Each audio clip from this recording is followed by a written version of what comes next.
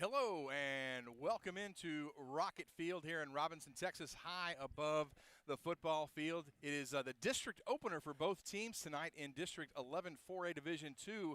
Good evening, everyone. My name is Jared Brown, joined by my broadcast partner who has been out allegedly the last 5 days, was bitten by a rattlesnake, and then after several days, the rattlesnake succumbed to its injuries and died, of course, Billy Rutherford. And Billy, welcome back in. I've got goosebumps, but not because of the cooler temperatures, but rather it is the district opener for the Lorena Leopards tonight. Yeah, I mean, this is when they all matter, Jared. I mean, every game is exciting, every game is important. There's a lesson in every play, every rep, but you come out here for district, this is when they all matter. You can be winless coming in, you can be undefeated coming in, but none of that matters outside of how you perform in district. And what a way to start off against a rival across town, but we'll get to them later. Yeah, definitely. Very, very interesting week that we're going to talk about, an unusual week for both schools, but we will get to that later. Want to briefly touch on last week's game, a tough loss to the Lampasas Badgers. Really a game that the Leopards gave up two big plays, actually Lampasas' first two running plays, both long touchdown runs,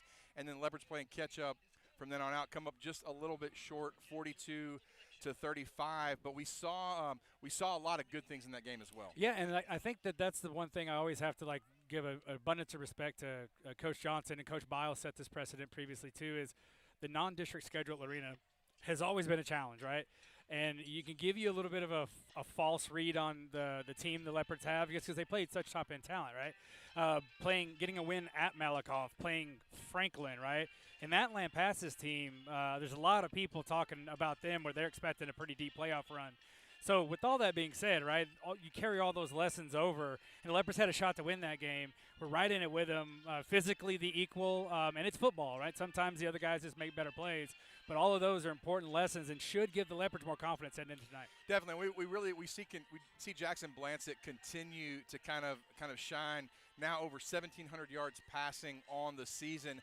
I think, and we've seen him hit 7, 8 different receivers every game, but it's kind of looking for that final to put the nail in the coffin, so to speak, to finish, where he's looking for that supporting cast who can make the play when the game is on the line. Yeah, and I think that having such a prolific offense, we've talked to Coach Peavyhouse, offensive coordinator, and Coach Cool, and Coach Graves. Those guys do such a great job coaching up their kids, and sometimes you want to drive 8 plays, right? You want an 8-play drive, let your defense rest, but when your offense is executing the way it has, it's a 3 or 4 play drive, right? And you're putting your defense right back out on the field. But, you got to take the points anytime you can get them. But, yeah, what can we say that hasn't been said already about Jackson Blancett, about Brody DeLeon, Carson Miller? You can go through the roster of those guys and playmakers, and it's been a great year, exciting football. And just seeing Blancett particularly mature like he has been a treat. Yeah, definitely. And we saw Brody DeLeon get knocked out of the game last week, so he wasn't available for really almost the entire fourth quarter. I've been told he has been cleared to play, should be good to go tonight. So I'll tell you what, Billy. Leopards drop a tough one to end the non-district slate, but they are ready to go tonight. It's rivalry week and the district opener for both teams. When we come back, we'll look at tonight's matchup with the Robinson Rockets. We'll also talk to Lorena head coach Kevin Johnson. This is the Aquanauts Custom Pool and Spa pregame show. You're watching Lorena Leopard football, powered by Rogue Media. Syntex Pond, Waco, Hewitt, Temple, and Killeen. Here to help you with all your cash flow needs. Bring in all items of value for quick, hassle-free loans or sell them at a fair value, and receive the best customer service in Central Texas. From Rolexes to firearms, our experienced staff is here to help when you need cash with compassion and understanding. Check out our Google reviews and come see for yourself. We are proud supporters of Lorena Leopard football. Syntex Pond. We are not in the loan or merchandise business. We are in the people business. Come check us out. Hey Leopard fans, looking to build the home of your dreams? Look no further than BAM Builders, your trusted local custom home builder. From foundation to finish, BAM brings your vision to life with quality, craftsmanship, and a team that truly cares. It's time to build something amazing right here in Leopard Country. Call 254-716-9987 or visit builtbybam.com to get started. That's builtbybam.com. BAM Builders, built with heart. Welcome back into Rocket Field for tonight's game between the Robinson Rockets and your Lorena Leopards. Billy, we mentioned Lorena going 2-3 in the non-district. We're playing an extremely tough schedule. Got a huge win against Malakoff on the road on the last-second field goal. Also got a big win where the defense really stepped up against Cameron, 42-13. When we look at the Robinson side of this game tonight, Rockets come in 4-1 and have really kind of shown that they continue to light it up on offense. A new coach in Kevin Brown, of course, Chris Lancaster moving right down the road to perennial champion Mart. But they bring in Kevin Brown comes in. But it's still been the same high octane offense. Yeah, I mean, I think that all you got to do is look at the Robinson box scores. Throughout the year, you don't even really have to pop the film. You put up the amount of points and the amount of yards that they are, and it's not just one guy, right? Like they're spreading the ball out. It's going to give you defensively. Coach DeLeon probably was up a lot of late nights this week, game plan against this game. But guess what? Lorena's also got a really high potent offense, so I think that's going to be a big one. But as you look into it, you got McCurdy and Moreno. Those guys are kind of their 1-2 punch. Really, you kind of pick your poison between them. And the key, one of the keys I think is going to be making sure McCurdy has to sit in the pocket, right? Make him beat you from the pocket. But we'll get to that later. Yeah, I think obviously they do a very good job, almost 50-50 when we look at the run and the pass. But McCurdy, 900 yards passing, has 10 touchdowns. Evan Moreno already gone over the 1,000-yard mark for the year. So really a tough running back, but the Leopards have seen him before. But he has the ability, like to your point, once he gets out in space, he can be really difficult to tackle. I think when we look at their defense, they've been largely untested. Had some, maybe an easier non-district slate where they've been able to score a lot of points early and then kind of sit back and relax. So how are they going to prepare for this Lorena attack? I think is going to be a huge component to who wins this ball game. Well, absolutely. And when you execute on offense and you've got a big lead, you're not really operating under pressure, right? You're kind of just, that's when you want to be in the game. It's like a stat. You pad your stats. But when the game is tight, suddenly, those catches, those blocks, those holding calls, those false starts, they start to add up. So it's a great point, Jared. I think the key to this game for the Leopards would be obviously get some defensive stops, right? If you can steal possession, get some stops, because it kind of feels like this game may be the last one has the ball, has the best shot. But also with them not playing the non-district slate that Lorena has, Lorena's been tested. They've been in a lot of close games.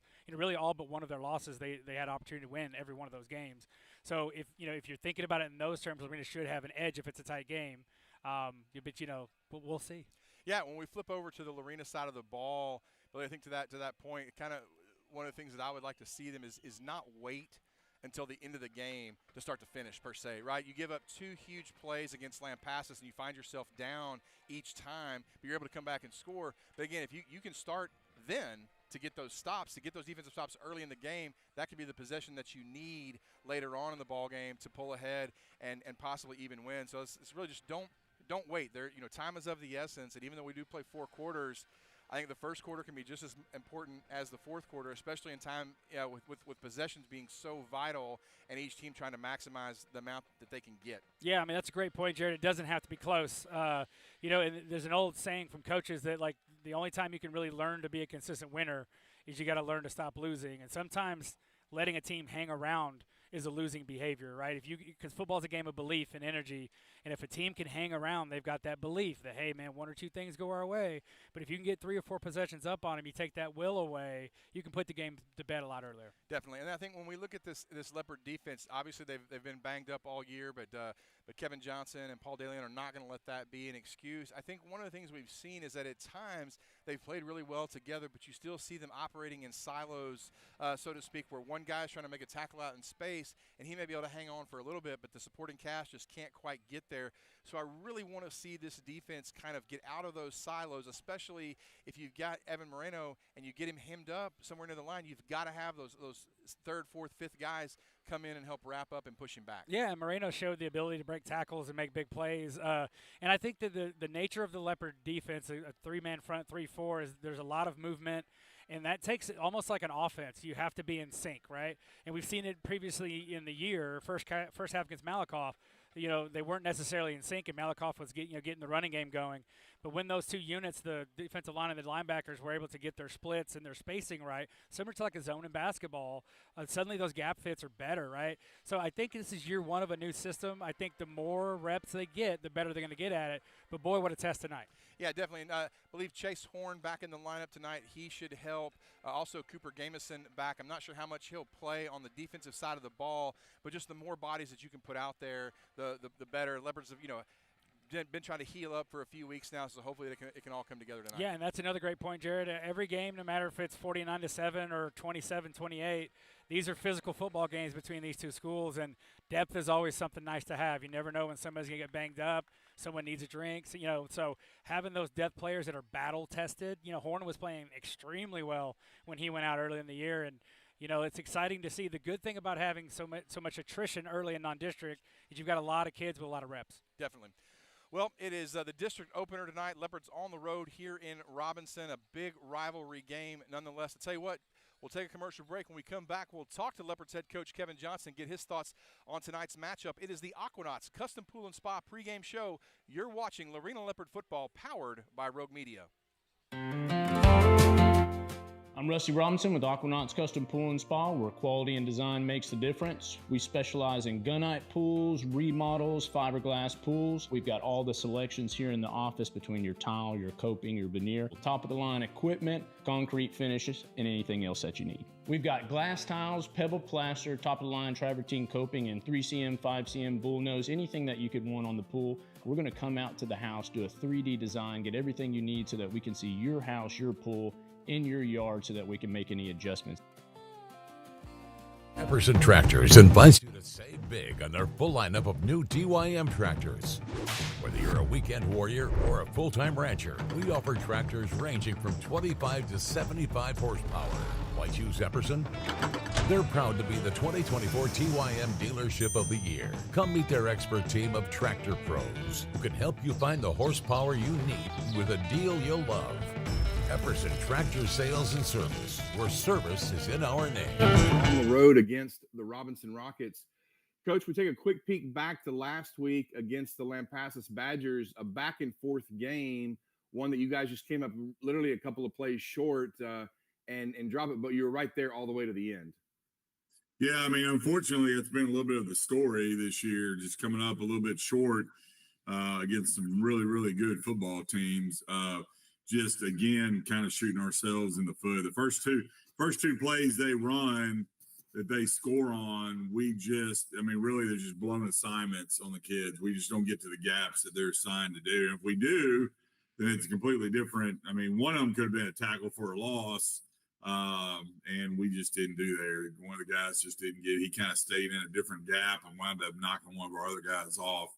And then they had early on after that, they had that big long pass play that just our corner just didn't get in the position he needed to be in to do that. So, yeah, unfortunately, we gave up some easy ones there, and that wound up costing us.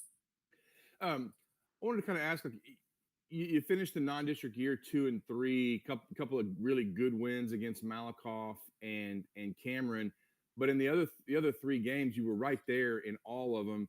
Do you think that's going to help you guys as you start district? I mean, they're so close to winning really all of those games. The kids have got to be just ready to finish out a game and get a big win. Yeah, I would hope so. I would hope our kids, we talk about that all the time, just being able to kind of finish, and part of it isn't necessarily finishing. Some of it's just being able to start fast and not give up some easy things early on, and then having to chase, which is what we've had to do in a couple of games. Our kids understand that we have played some quality opponents, some really, really good football teams, and we've gone toe-to-toe with them, and it's just they've been able to outlast us. We've been chasing a little bit and had to, it's just at the end, we didn't have enough time on the clock to, finish the game out. So hopefully we're trying to learn from that. And, those are just little things that really, it's not what they've done to us. It's what we've done to ourselves on those just really blown assignments on a lot of those that we gave up that were easy. So, just trying to fix that. And to answer your question, I think, obviously playing those teams and playing as well as we have against those teams, those have been dogfights. Every one of them have been dogfights. So it's not like we've shown up and just been blown out of the game. I mean, we've been fighting and we've been right there all the way to the end. You hope that carries over and pays dividends getting into the district schedule for sure. I know one of the things we talked about at the beginning of the year was obviously needing to stay healthy. You had some guys get banged up early as we get ready to start the district play. Are some of those guys able to come back? Are you finally getting where you need to be health wise, ready to take on this district slate? Well, unfortunately, some of those kids we lost for the year, and then we do have a few that are making their way back. We'll have a couple back this week. One that'll be on the field playing quite a bit. Another one, I think it's just a kind of a transition period, getting back in shape, doing some of that, and actually about two of them. So at some point, I'm hoping that'll help us out. But it's kind of like we've got to make it another week, with what we've got in there, which is fine. I mean, we just, we always talk to the kids all the time about next man up, right? So it's got to be that next man up mentality. You may not be the 11 that are out there right now, but at any given play, you got to be ready to go and be ready to do your job and to make sure that you're helping the team when that opportunity arises. And it's like I always tell them, it's an opportunity for you too. So you get out there and make the best of it. Then maybe you're the guy out there from now on and taking care of your business. So, we'll see how that goes.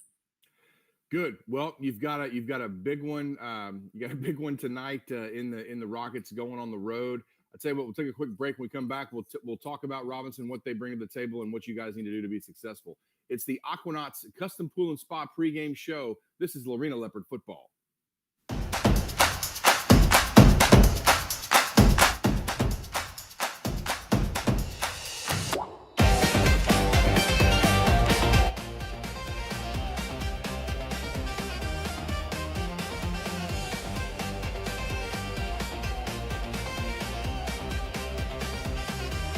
Come see us at the Sonic in Lorena, 302 North Frontage Road. Rewards and half-price drinks on the app. Sign up today.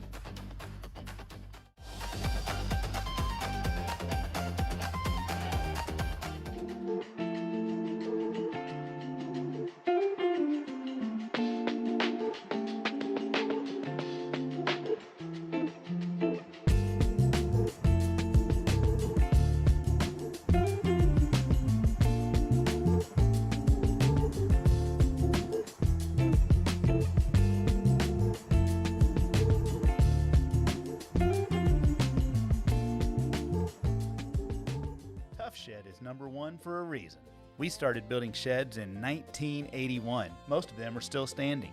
That's because our sheds are made to last right here in the USA. Customize yours to get exactly what you want. Then we deliver and install for you. With finance and payment options, you might be surprised at how affordable a Tough Shed is. Design your dream shed or garage at toughshed.com and visit our Waco showroom located at 7705 Woodway Drive near Santa Fe Drive. Dream, design, deliver, install. Tough Shed. Tough Shed. Welcome back into our pregame conversation with Leopards head coach Kevin Johnson. Coach, you travel down Moonlight Drive to take on a quality opponent in the Robinson Rockets. It's the district opener for you guys. What can you tell us about the Rockets? Yeah, as always, it's a big game. It's our rival. The Lorena Robinson rivalry goes back forever, and regardless of whether it be a district play, a non-district game, whatever it is, anytime it's a game with Robinson, it's going to be a big game. And they're a good opponent. I mean, they're really solid at the quarterback spot and the running back spot. They are filling some shoes like we all do from year to year from guys that kind of left. I think defensively they've had to fill probably more shoes than they did from the offensive side, but they are huge up front from the offensive standpoint. And then, Marino is probably one of the best. It probably is the best running back we've seen all year. And our kids are going to have to do a good job of corralling him, tackling him, and we're going to have to gang tackle and do that because he's fast and he's strong. And then McCurdy does a really, really good job just being patient back there and delivering the ball where he's got to put it. So, it's a task for sure because they're a good football team. Yeah, I think offensively, you guys you're scoring a little over 42 points a game. Robinson averaging around 45. I think I would argue that the quality of opponent for both of you has been a little bit different. So offensively, probably a fairly even match. What do you guys look to do offensively to kind of break through their defensive barrier? Well, I mean, I think what we've been doing offensively, we've really been playing pretty well, been pretty solid. Jackson's doing a good job delivering the ball to multiple receivers. We're running the ball when we need to run the ball.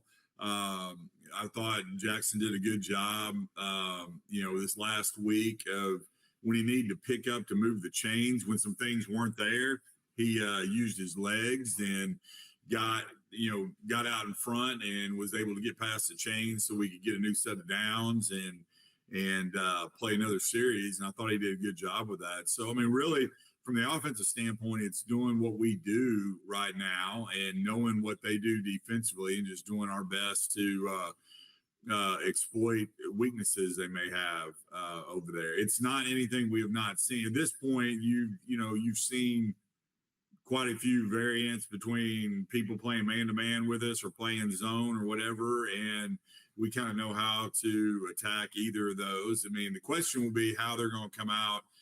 It's like every game. It's just how they're going to come out and decide they're going to play us. Or they feel like they're good enough to press us and try to load the box and stop the running game, or are they going to sit back and play a little zone and then hope we don't bust some big plays in the running game and do some of that. So it'll be interesting to see. And I guess that first series will kind of tell us kind of what their philosophy will be.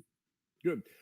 Last question. This is kind of an interesting week. I think the first time that I can remember in which Lorena has a full week for the fall break. So you guys actually, kids not in class this week, but you're still having to practice, get ready for the district opener. Kind of talk about the difference that's provided for you this week, good and bad.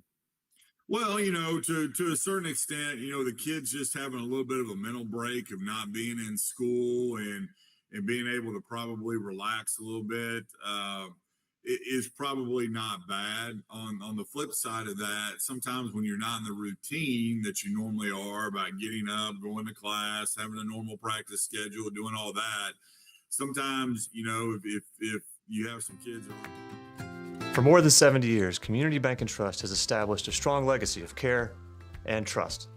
Time and technology have changed. Checking and savings accounts haven't gone away. We still provide home loans, business loans, and personal loans. And we also offer state-of-the-art digital banking options. In a world where banking can feel impersonal, we still believe in one-on-one personal care. Community Bank & Trust, a legacy of dependability. Member FDIC.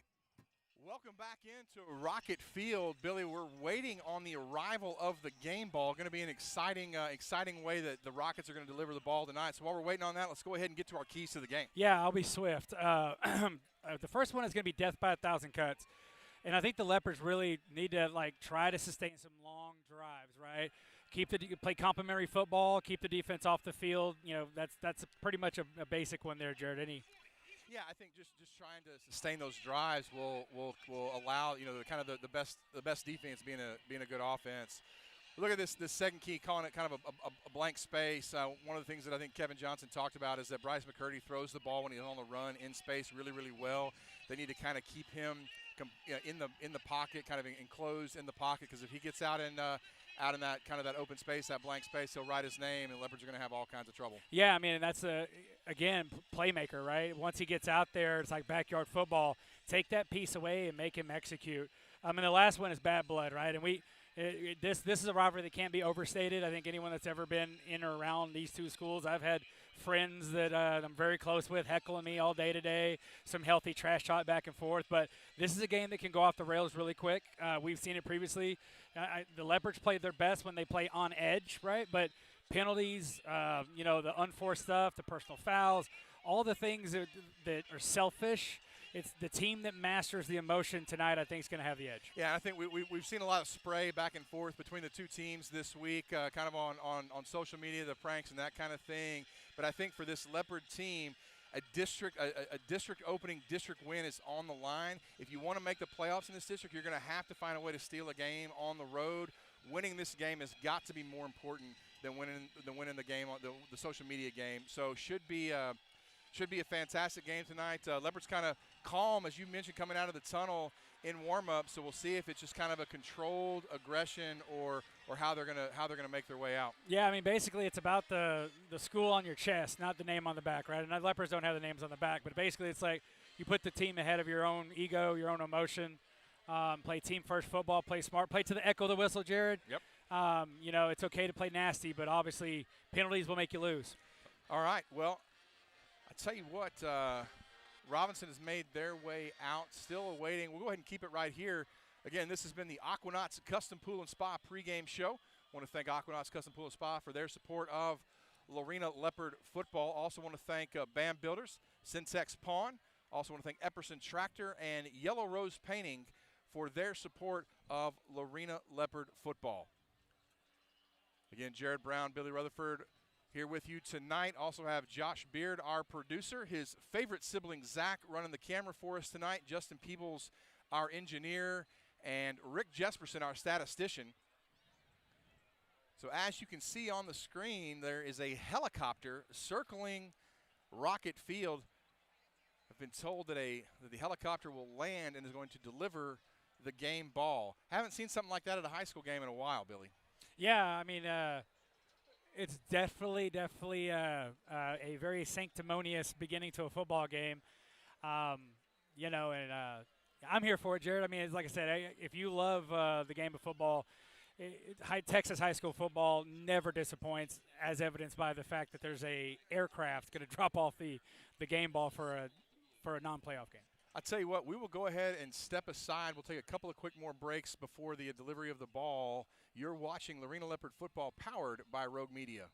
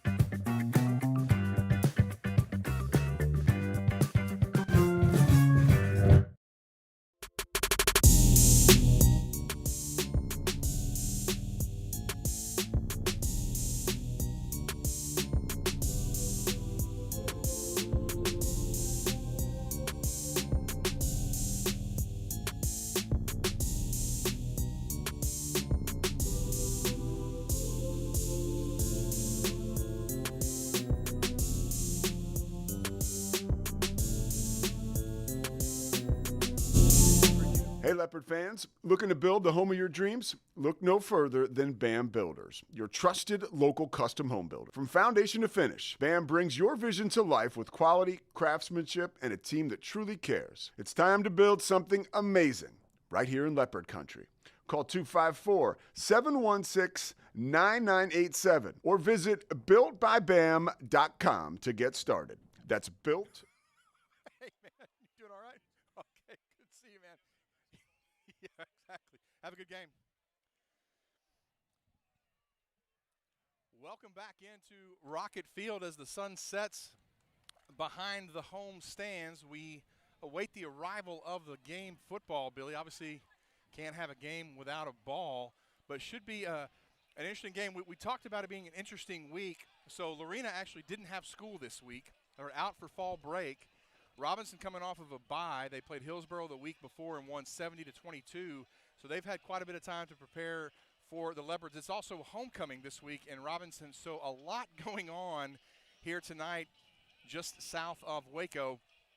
Well, no, I think if you're a Leopard player, knowing that this is a homecoming game for Robinson would be, I would see it as a disrespect. That they now, I know it's district and, you know, it's just probably where it fell in the season, but every little ounce of motivation you need in a game like this, not that you need any, but definitely whatever better way to, like, better your rival than on their homecoming night, on a night that they have a helicopter allegedly bringing the game ball in. Well, I see the helicopter approaching from, I believe that is the south. We'll have Zach keep an eye out for it with the camera and try to get it coming into town. Of course, Billy, Going to give a couple of shout-outs. I know a lot of folks tuning in from all over the area, from all over the state and all over the country. Being in the stands, sometimes we need bodyguards around us. So we got a few of those in-house tonight. Laura Sikora, Marie Willis, Kristen Blansett, all kind of making sure that nobody can get to you, the beauty of this outfit. But again, everyone, big supporters, crowd filling into the Lorena stands. We look across the way. The Robinson stands are full, and it is almost time for some Friday night lights. Yeah, I mean, you could not ask for a better backdrop. The sun setting over the hills between the two communities, between that parcel of land between Lorena and Robinson. Gorgeous night, perfect night for football. Unseasonably warm but still cool, not humid. And as a player, Jared, I always struggled with the pregame festivities, because I just wanted to get out there and play. And this one's going to be tough because, they've had the national anthem. We're still waiting on the coin toss. But this lull in between can be a challenge, right? As a player, your coaches talk to you in the locker room. You're ready to execute your game plan, especially in a game like this.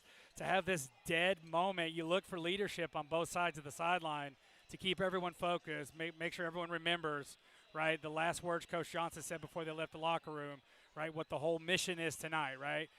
Both teams will have a mission, and whatever that mission is tonight, you go out and execute. So this can be a challenge, the game within the game.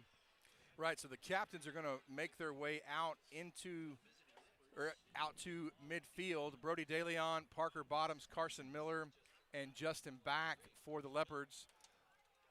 For the Rockets, it is number 8, Carson Helpert, number 0, Tyler Hill, number 5, Evan Moreno, and number 3, Bryce McCurdy. Yeah, great uni matchup tonight. You got Robinson in the all blues with the white helmet with the blue stripe and the R&R on the side, and the Leopards tonight wearing all white unis with the black top with the chrome red. I would say chrome red, even though those are probably an oxymoron. The shiny metallic red Power Cat on the helmet. Great uni matchup. All right, looks like Lorena has won the toss and has chosen to defer.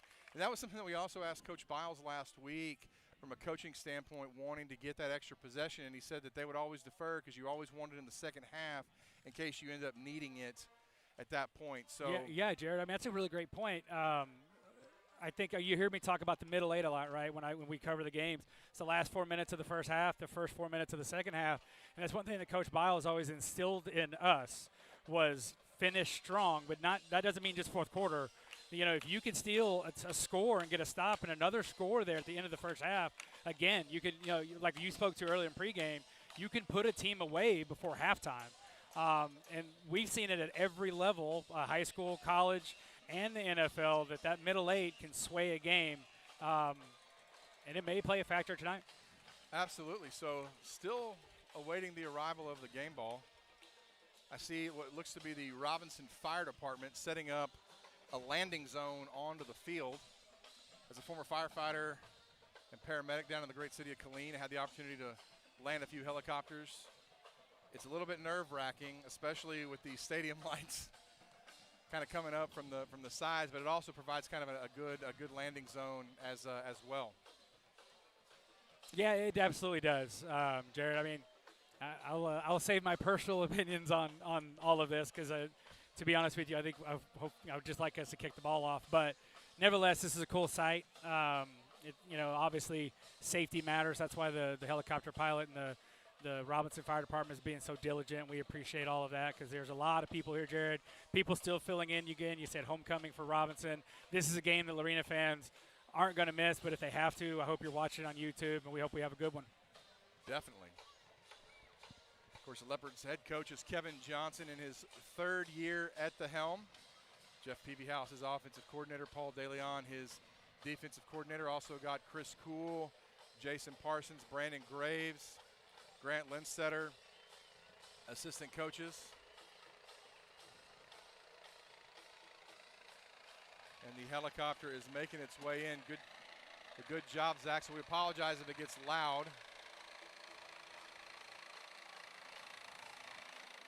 Yeah, but it's an EMS helicopter.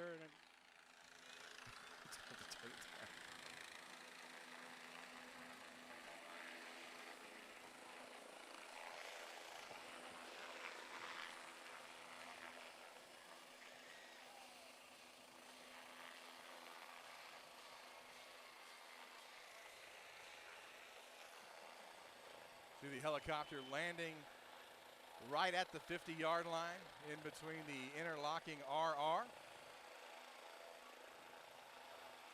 Flight medic, flight nurse getting out to deliver the game ball. And Billy, you kind of mentioned earlier about the lull, and I wonder if there was a moment of nerves, if you were too amped up before a game, if something like this kind of allows those nerves to kind of calm down, the adrenaline dump is over with, and you can kind of relax and get ready to play football. Yeah, I mean, I think that and this is really we talk about Joe Pack a lot.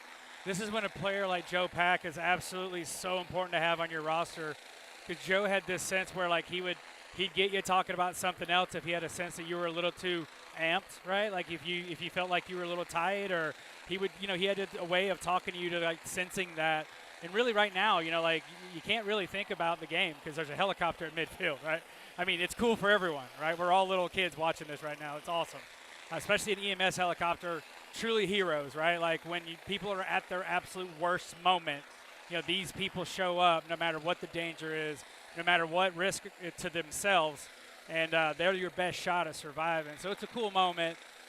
Again, not something you see every day, but it's Texas high school football, and it's Lorena versus Robinson. I mean, I don't know why I'm surprised. Right. Yeah. No reason to be surprised. Going to be a great night of football. We saw the Robinson Band perform their halftime show. Obviously, they'll have their homecoming ceremonies at halftime. Hopefully we'll get a chance to watch the award-winning Lorena High School Marching Band Legacy Dance Team perform. And then we will have, speaking of homecoming, get a little teaser, we'll have a special guest that join us. First time we've ever done anything like this, so I'm really excited. I want everyone to stick around at halftime.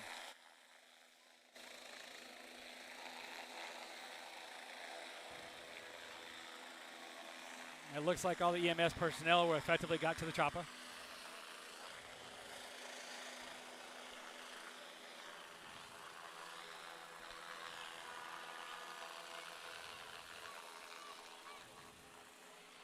All right, the helicopter will make its way.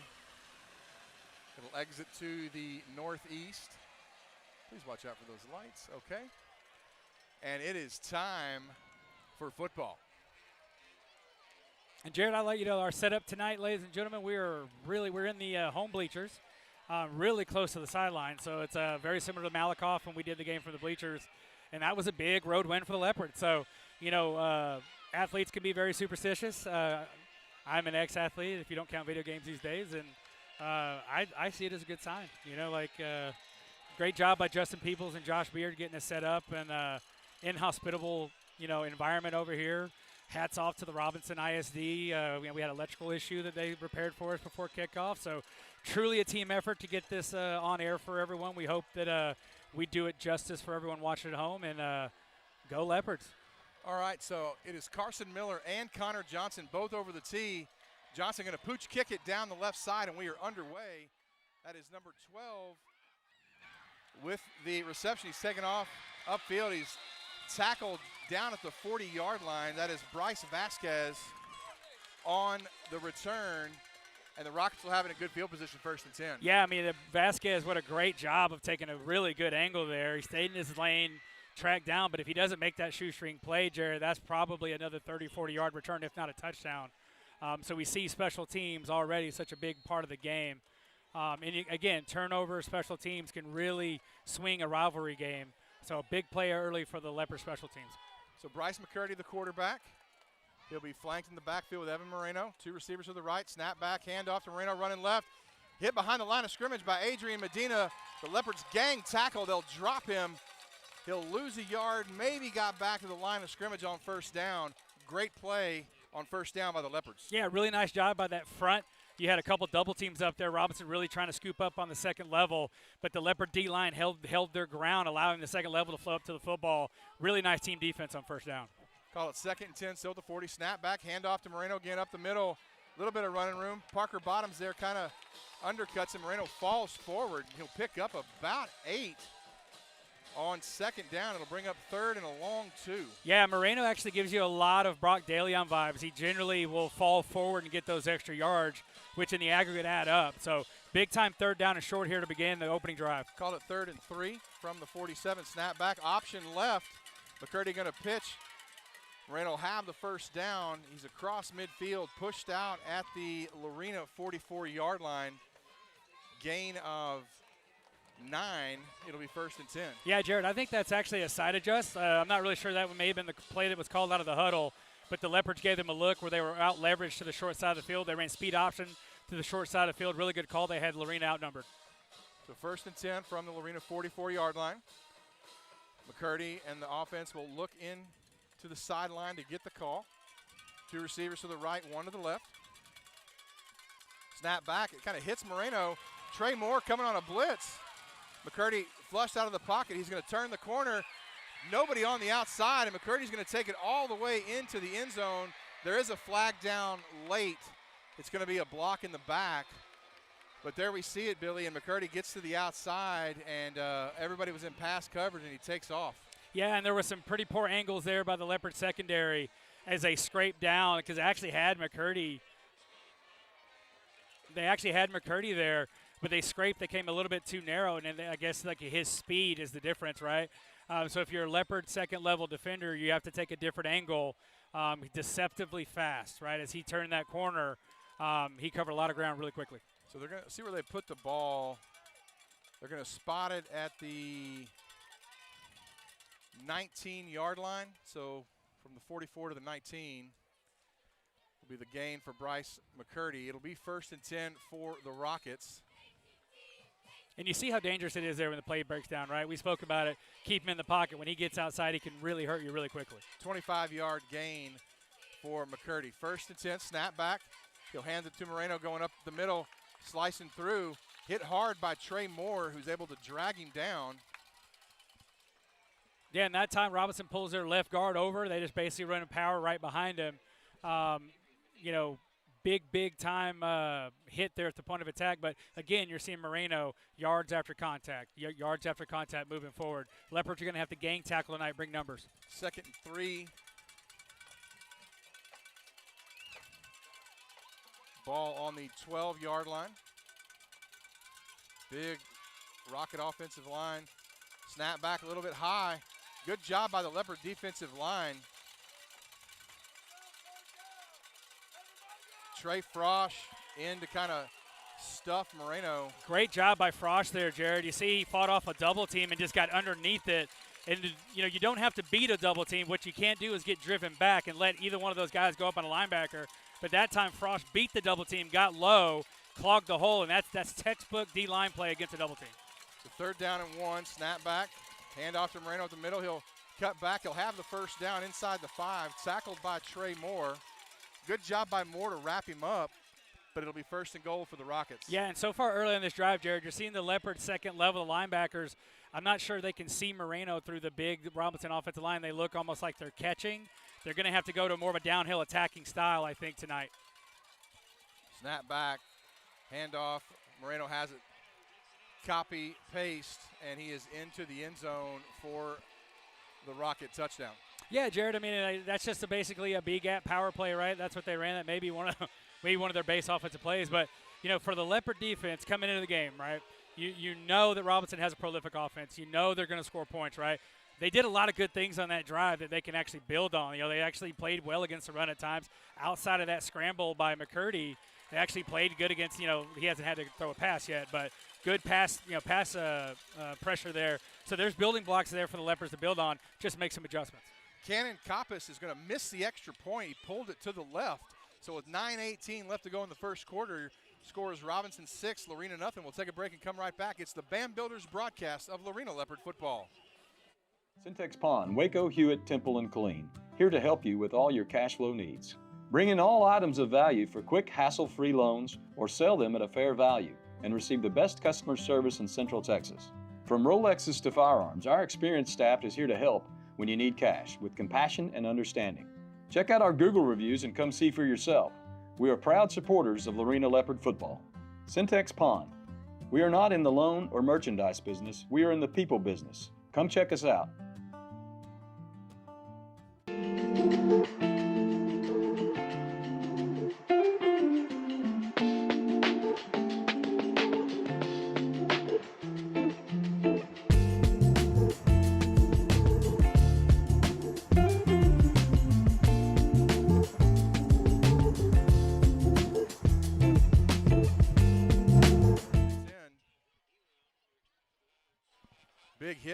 Big hit, Billy, on DeLeon, but the Leopards will have it 1st and 10. Yeah, man, that's one of the toughest kids on this Leopard roster, maybe on the field, Brock DeLeon. He popped right up, but, yeah, big stick there on the kickoff for the Robinson Rockets. But the Leopards here poised here, right? Defense gave up an opening drive touchdown. You don't have to give it back in one play. Take what the defense gives you, protect the quarterback, get your running game going. Rockets going to show blitz at the line of scrimmage. Zach Espinosa in motion. Blanchett going to take it, roll out to his left. Pass over the middle. Intended for Sloan Blackwell, just a little bit out of his reach. Cash clear on the coverage.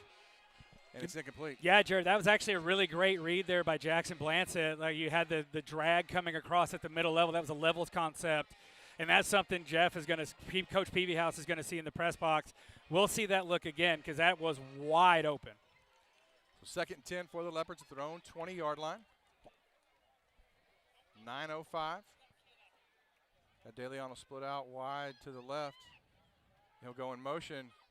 Kind of a mesh concept. Blanchett's going to keep it. He'll be hit right at the 20, maybe a yard, but hit hard by a host of Rockets led by Dylan Anderson, and it'll bring up a 3rd and 10. And, Jared, already on the first drive of the game, Robinson has the Leopard snap count timed, right? And from the shotgun, you don't go on basically verbal, you clap, right? So maybe the Leopards here can, sense that and go maybe a double clap or throw something off because right now Robinson timing their stunts. 3rd and 10, handoff to DeLeon, big hole across the 30, 40, makes a man miss, he'll cross midfield, 55, 40, 45, 40, cuts back into the middle of the field, still making guys miss, flag down, looks like it may be a face mask. Brody DeLeon doing grown man work. The big 3rd down conversion, the first Epperson Tractor first down of the game. Yeah, and what do you do when a defense is kind of, they're stunting and coming upfield? You hit them with a quick hitter. But I'm telling you, if you need yards, run behind Trigger Niemeyer, and that's exactly where they went. Looks like. So, Jared, I have to comment on this. I actually watched this transpire, and in my mind, I was actually going to recognize Sloan there for not blocking in the back. He did extend his arms, but there wasn't any. I mean, there was contact by touch. But nevertheless, like I said, big play for Lorena on a 3rd down. You can't go 3 and out there after your defense just gave up an overgrind touchdown. I think you feed DeLeon as much as you can and go play action off of him. 39-yard run after the penalty. Leopards have it 1st and 10 at the Robinson 41. Snap back to Blanchett. Goes deep over the middle. He's got DeLeon, who makes the catch. DeLeon going to take it into the end zone. Touchdown, Brody DeLeon. The 41-yard pass from Jackson Blanchett. Big-time throw by Jackson Blanchett there. Robinson ran a delayed blitz. The Leopard protection did not account for him, so he had a blitzer come free. Jackson saw it, stepped into the throw, took a big shot as he released it, and threw a touch ball right in the bucket. And Brody DeLeon catches over his shoulder for the big touchdown. Leopards going to go to the swinging gate here on the conversion attempt. Snap back to Connor Johnson, who throws it over the middle. It's caught by Kason Conlon, but a flag down.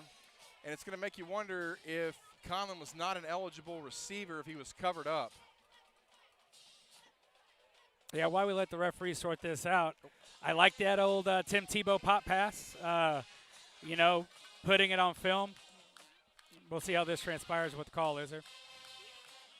They're going to say an illegal formation. My guess is there may not have been enough guys on the line of scrimmage.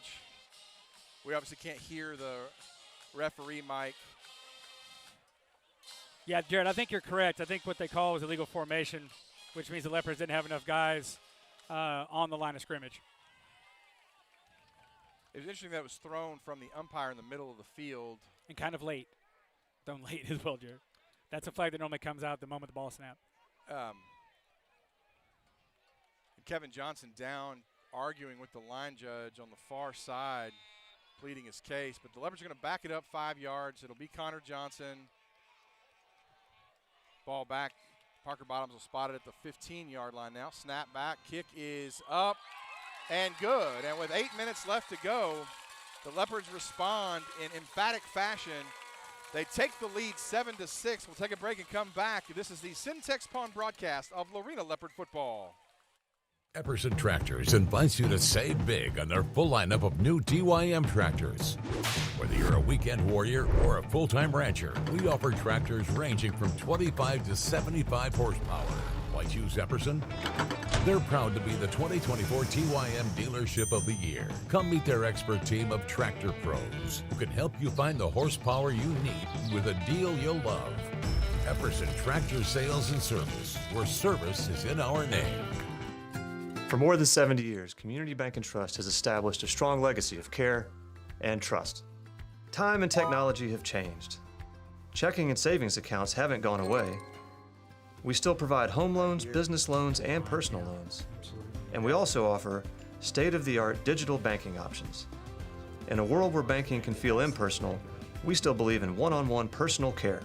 Welcome back in. The Leopards only need 4 plays to go 80 yards and take a minute 8 off the clock, Billy, and respond in a resounding way to take the lead 7-6. I mean, I love the play call. We didn't really get a chance to break it down too much because of the swinging gate, but you get Brody Daly matched up on a linebacker out there, and what a catch by that young man. There's not many running backs, even at the second level, can make that catch, and he made it look easy. Connor Johnson is going to step into it, Billy. One step and rips it all the way into the end zone for a touchback. And that was one of the things that we looked at last week. The pooch kick kind of gave Lampasas great field position. We saw it give the Rockets great field position on this first drive. Now they decide to drive it into the end zone, and the Rockets will start back at their 25. Yeah, and absolutely. I mean, again, the old proverb about high school offenses, right, is you try to make them go 8, 9, 10 plays. That's what Coach Bile has always predicated game plan-wise whenever when I was coached by him. But it's like if you can make a high school quarterback and a high school offense execute 8 to 10 plays, normally they're going to make a mistake, a holding call, turnover, whatever. So I agree with this call, right? I'm a pin them deep, let your defense settle into the game, and see if you can't force a negative play. So 1st and 10 for the Rockets. McCurdy, the quarterback. He'll snap back, looking to pass. Leopards come on a blitz. Got him contained. Now he gets out of the pocket, fires it on to the left side. It's Braden Terry with the catch. We'll have to see where they spot him out of bounds. They're going to mark it at the 31-yard line. A pick up a 6 on first down. McCurdy's got a really big arm. And, the scouting report on him, as we talked about pregame, is if, keep him in the pocket, don't let him get outside the pocket. He throws extremely well on the run, assuming probably a middle infielder in baseball during his career. But the Leopards got to stay in their pass lanes and try to make him perform from inside that pocket. Easier said than done, but stay in your lanes, execute, get your hands in the passing lanes. 2nd and 4 for the Rockets. 3 receivers to the right. Snapback handoff to Moreno running left. Not a lot of room there. They'll push the pile forward. He looks like he has enough for the first down across the 35 to the 36. Running behind big Nate Moran, number 77. Just an absolute grown man on that left side. Well, what you can't do as a Leopard defender is you can't try to peek over the offensive lineman to find the ball, because then you're playing too high. You got to keep your nose in there low, play your gap. If the ball gets there, you make the tackle. That time the Leopards got caught peeking. Snap back, handoff to Moreno, running up the middle, breaks the tackle, cross midfield, 50, 45, 40. He'll be dragged down by Kit Seeley, but Moreno will be all the way into Leopard territory down at the 35. Yeah, and you see the explosiveness of this Rocket offense right there on display.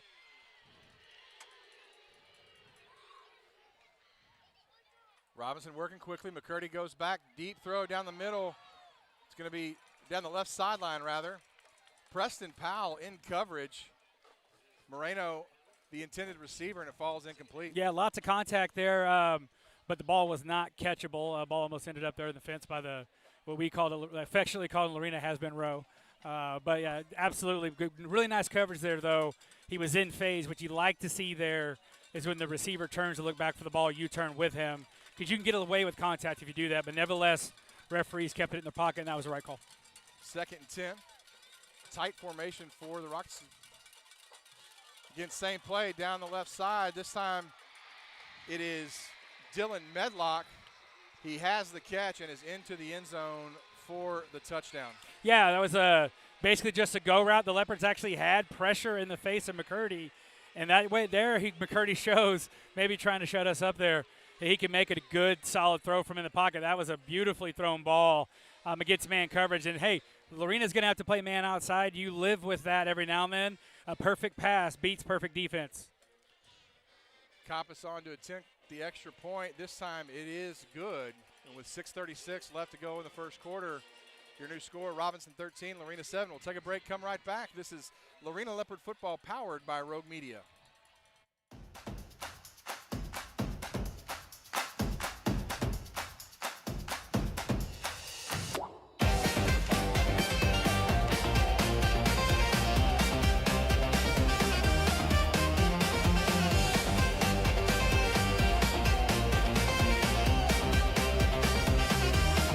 Come see us at the Sonic in Lorena, 302 North Frontage Road. Rewards and half-price drinks on the app. Sign up today.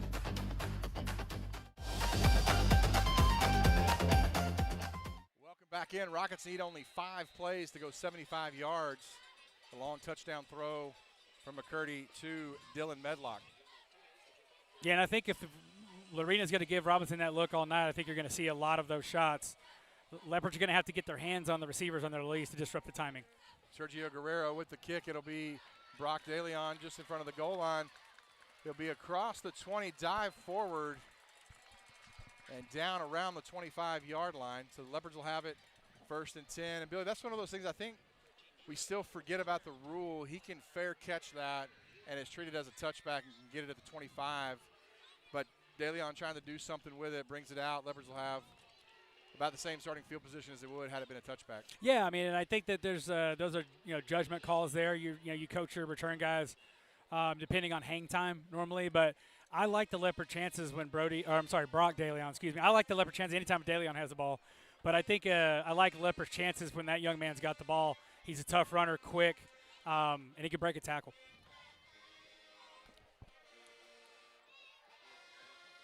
DeLeon goes in motion, snap back to Blancett. DeLeon makes a one-arm leaping catch, comes down with it. He'll be pulled down at about the 34-yard line, 35. They're going to give him credit for an Epperson Tractor first down. Yeah, nice crossing route there. Man beater call by Coach Peavyhouse, expecting man. Ball was a little bit high and behind Brock, but Brock just goes up with one hand, makes it people don't understand how difficult that is when you're running the opposite direction. Made it look easy, big-time pickup for a first down. Leopards with it 1st and 10. Snap back. Pass out to Carson Miller. The 40-yard line. He'll be pushed out of bounds. I love the play call. I love it, love it, love it. 5 yards, easy 5 yards there to your most explosive receiver this season. Later in the game, you may actually see him squat that and take off because number 11 down here, the cornerback Robinson, has no help over the top. The Leopards motion over, and really they're forcing Robinson to show their coverage early. Rockets showing blitz, 2nd and 5. All replay summaries brought to you by Yellow Rose Painting. Blancett by himself in the backfield. Takes the snap, looking left.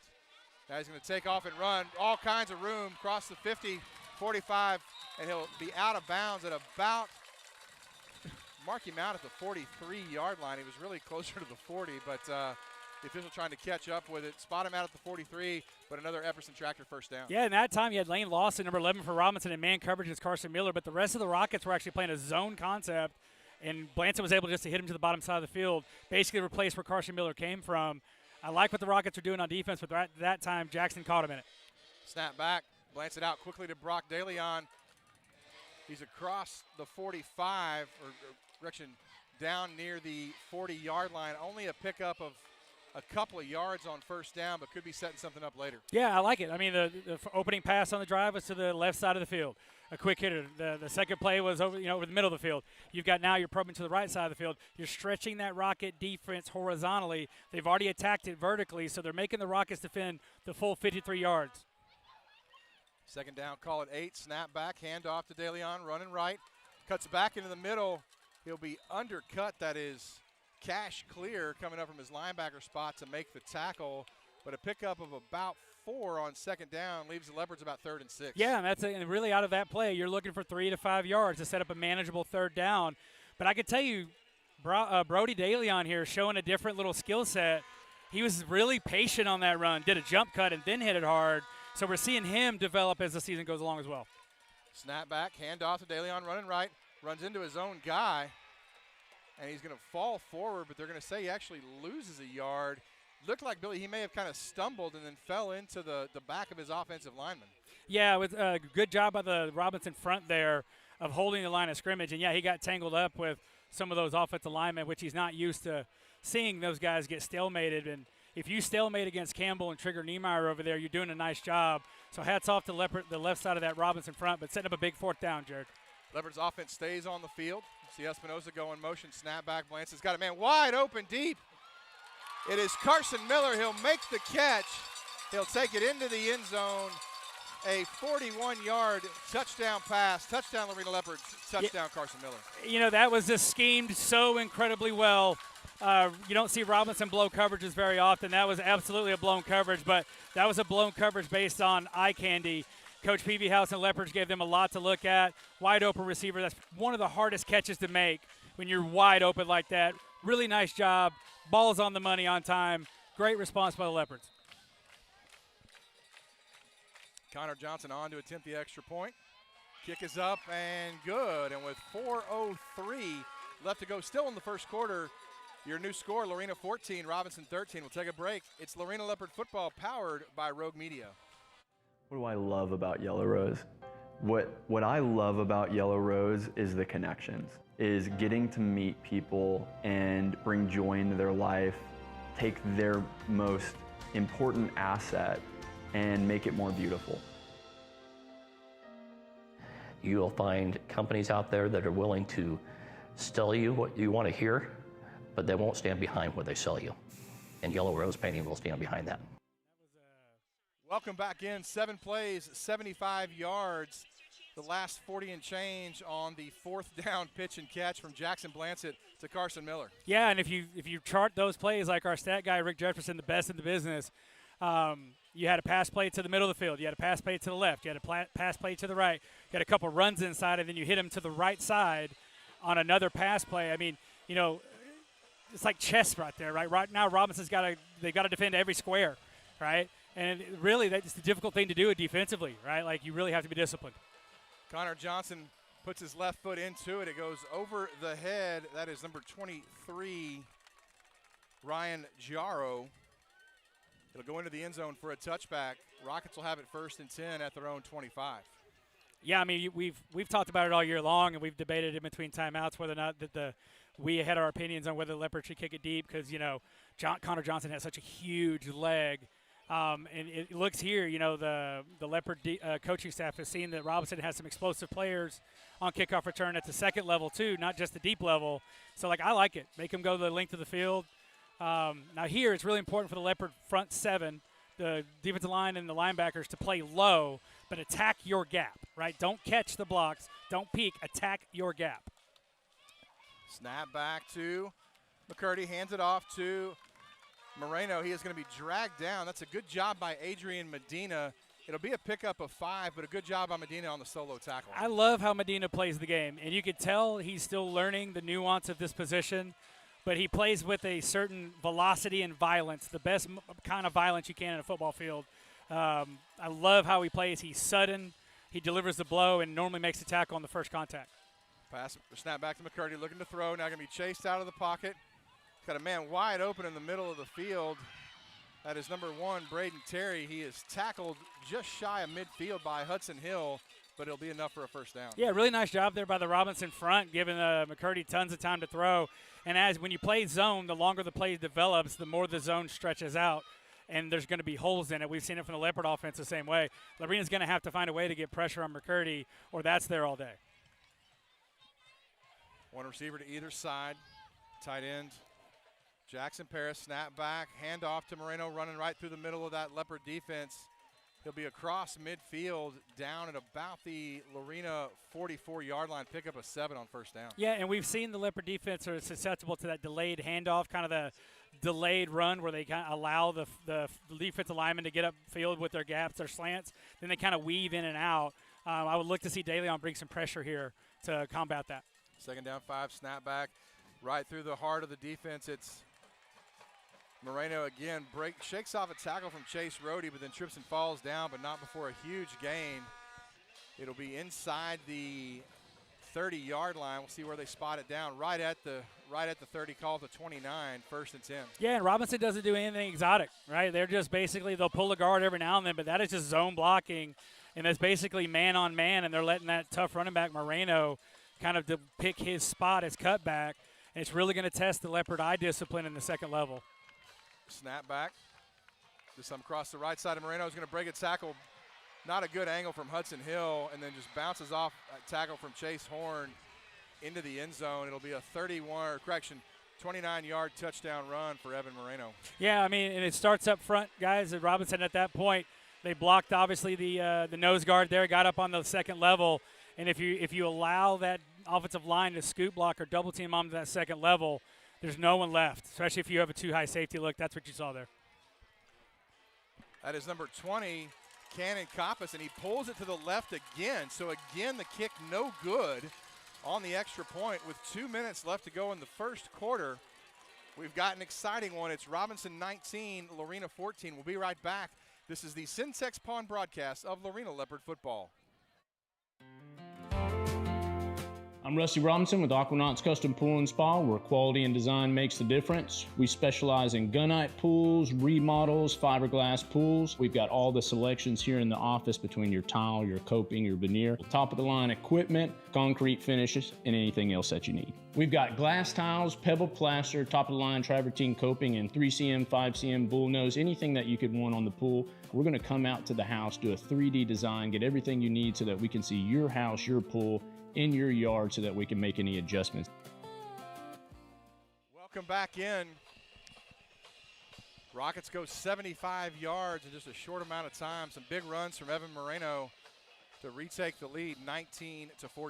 Yeah, and you got to play your gaps, right? And that's fundamental defense, right? No matter where the ball goes, you've got to do your job first. And I think what you're seeing is you've got a couple Leopard defenders that are trying to do a little bit too much, right? They're peeking in the backfield. They're playing a little high.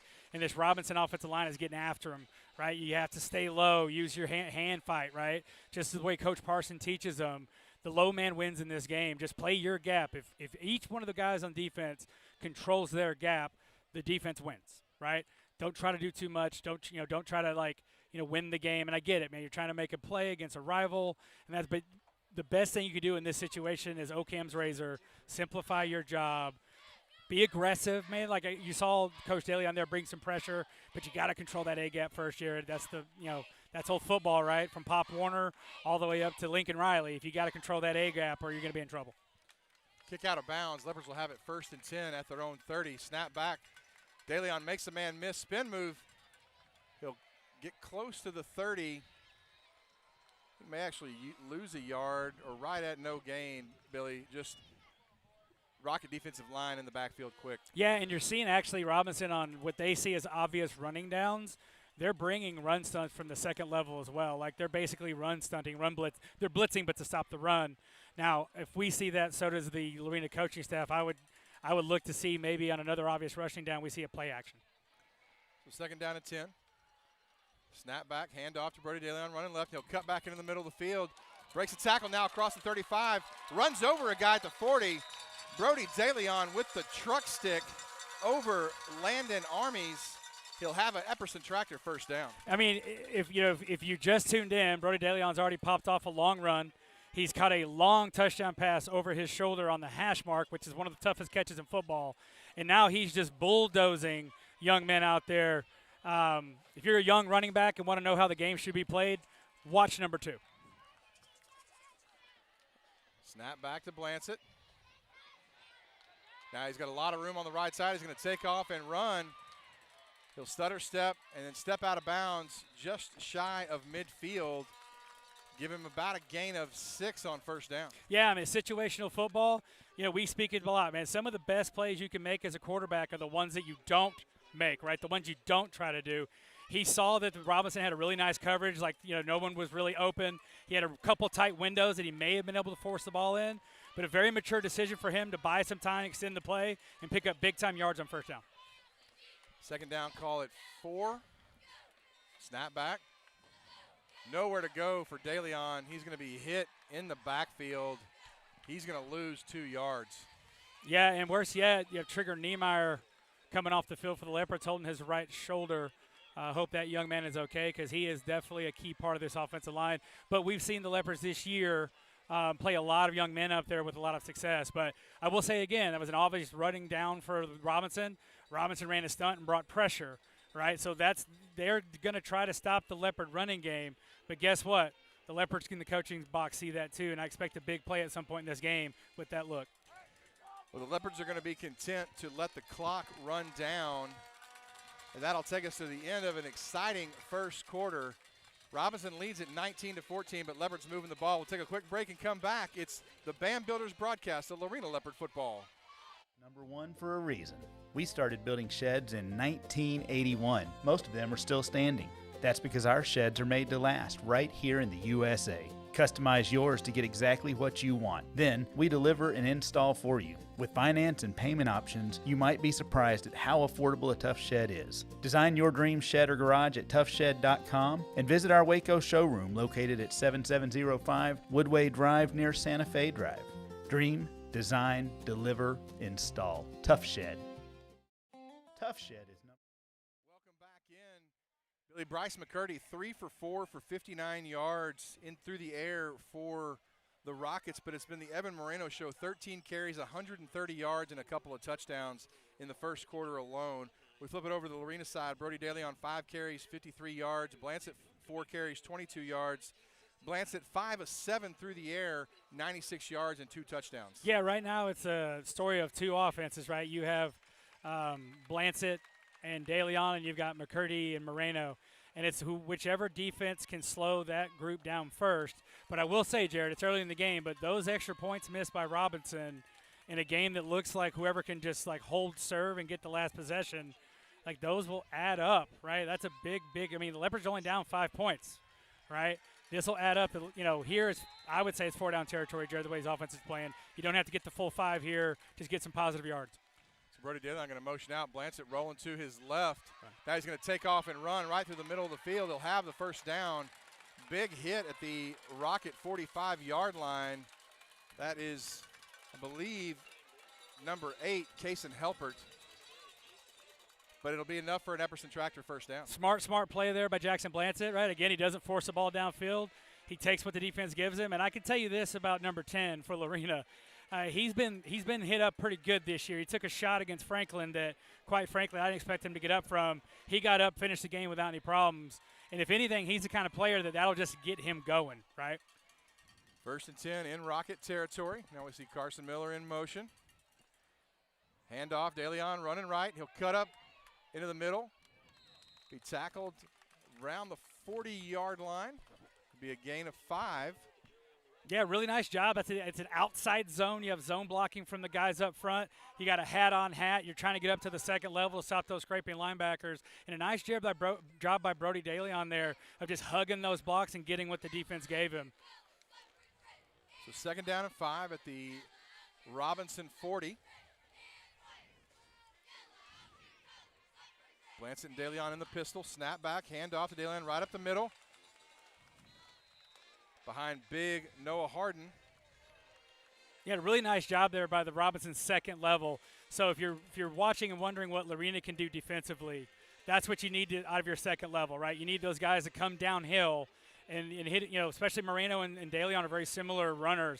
You got to attack their hips, right? Those guys they're gonna shed a block or cut on you. You got to attack those hips, hit them low, wrap up, wait for your teammates to get there. But another big time 3rd down, Jared. 3rd down, call it 4. Espinosa in motion. Snap back to Blancett. He's going to go across the middle. A little bit out of the reach for Sloan Blackwell. Just a little bit of maybe a timing issue there, Billy, but it falls incomplete. Yeah, I'm interested to see if that was maybe an option route because the timing definitely wasn't there. The read was perfect. That's exactly where you want to attack that defensive look. Sloan just wasn't expecting the ball. But setting up a 4th and manageable. Again, the Leopards have a ton of confidence to run it in this situation. They also have a ton of confidence to throw it in this situation. So don't panic. Take what they give you. Snap back. Blancett keeping it all the way. Now he's going to cut back. Not going to have it just yet. He's going to be wrapped up. He's not going to have the first down. Leopards are going to turn it over. Yeah, initially it looked like he had actually a running lane there, Jared. If he'd have followed his blocks, he saw there was a cutback lane there, but Robinson did a really nice job of flowing back to the football in their pursuit angle and stopping Lorena on that play. But essentially, right, that's a big-time stop by the Robinson defense. Tons of credit to that unit. They've stepped up on that drive. But it's a 5-point game, right? And the Leopards here on defense, right, their defense made a play, got off the field, right? Now it's on you. Challenge yourself. right? It's a rivalry game. Their defense stopped us. All right, we're going to go ahead and get a stop right now. We're going to get turnover. Like, make something happen, right? In a game like this, one play can change the entire flow of the game, can change the result, can change the momentum. Now's the time you want that leadership on defense. You want somebody out there saying, hey, we're going to do our jobs. We're going to make a play. So the Rocket defense gets the first stop of the game.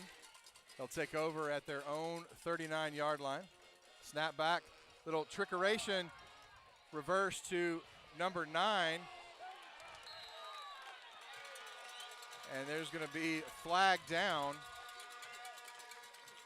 Yeah, definitely a hold. Sorry, Jared. No, it was a reverse to Dylan Medlock. I was trying to get the number, but yeah, some holding all over the place. Yeah, definitely a hold at the point of attack. And then the hold extended to the Leopard sideline to basically where the Leopard cheerleaders here are in front of us doing such a great job like they do every week. So getting chippy, Jared, and we expected it, right? We expected a little bit of chippiness. I'm really shocked that didn't draw a second flag, because that's the kind of call a referee may have to make in a game like this to prevent it from turning into Malakoff 2.0. 10 yards from the spot will only be 5 yards behind the original line of scrimmage. Called it 1st and 15. McCurdy and Moreno in the backfield.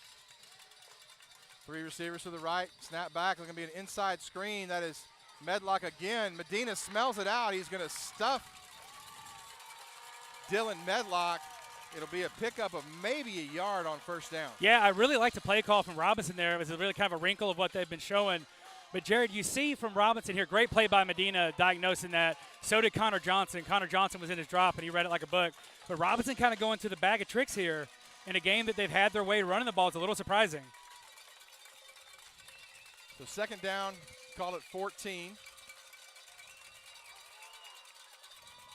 Snap back, fake to Moreno, going deep is McCurdy. He's got a man just a little bit through the outstretched arms of Dylan Medlock. Kit Seeley in his pocket the whole way. So, Jared, the difference between that play there and the play on the touchdown, the previous go route, was Seeley was able to get his hands on him a little bit, right? And when you play press man, the press part is you got to get your hands on the receiver, and they give you 5 to 6 yards to do that. But it throws off the rhythm of the pass. You can reroute the receiver. Sometimes the receiver runs out of bounds. Really nice technique there by Seeley.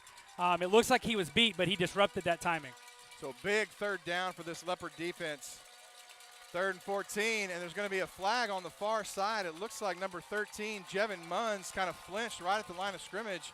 Chase Horn saw it immediately, pointed at him, and the official throws the flag. That'll back the Rockets up 5 more yards. So now 3rd and almost 20. So, Jared, when I spoke about the trick plays, right, and the gadget plays, this is kind of what I was talking, right? Robinson came out with their script. They were running their offense. They were gashing the Leopards. They came out running reverse. Now you've got a couple wrinkles happening. You have the tunnel screen, which I still like the call. But now the Rocket offense is a little out of sync, right? They're going the wrong way. Timing's off, you know. So, like, that's one of those things where sometimes you don't fix it if it's not broke. So 3rd down and 20. Snap back to McCurdy. He's going to take off on the quarterback draw. Got a lot of room to run across the 40. Midfield, no one's going to catch. Bryce McCurdy turns 20, 15, 10, 5. Touchdown.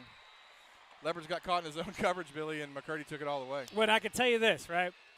You know what beats anything when you're off rhythm is an athlete that can just take the ball and scramble for a touchdown like that. Like McCurdy looked like a tailback running the ball there, really comfortable. And that is a heartbreaking type play for the Leopard defense because it looked like they were poised to get a stop there. And you just have to keep your eyes on the quarterback. You have to bear down a team tackle. You can't allow that to happen on 3rd and long. Snap back, and Koppas misses another extra point. He's pulled it left. 3 out of the 4 touchdowns that Robinson has scored, Koppas has pulled the ball left. So with 8:24, your new score, Robinson 25, Lorena 14. We'll take a quick break and come back. It's the BAM Builders broadcast of Lorena Leopard football.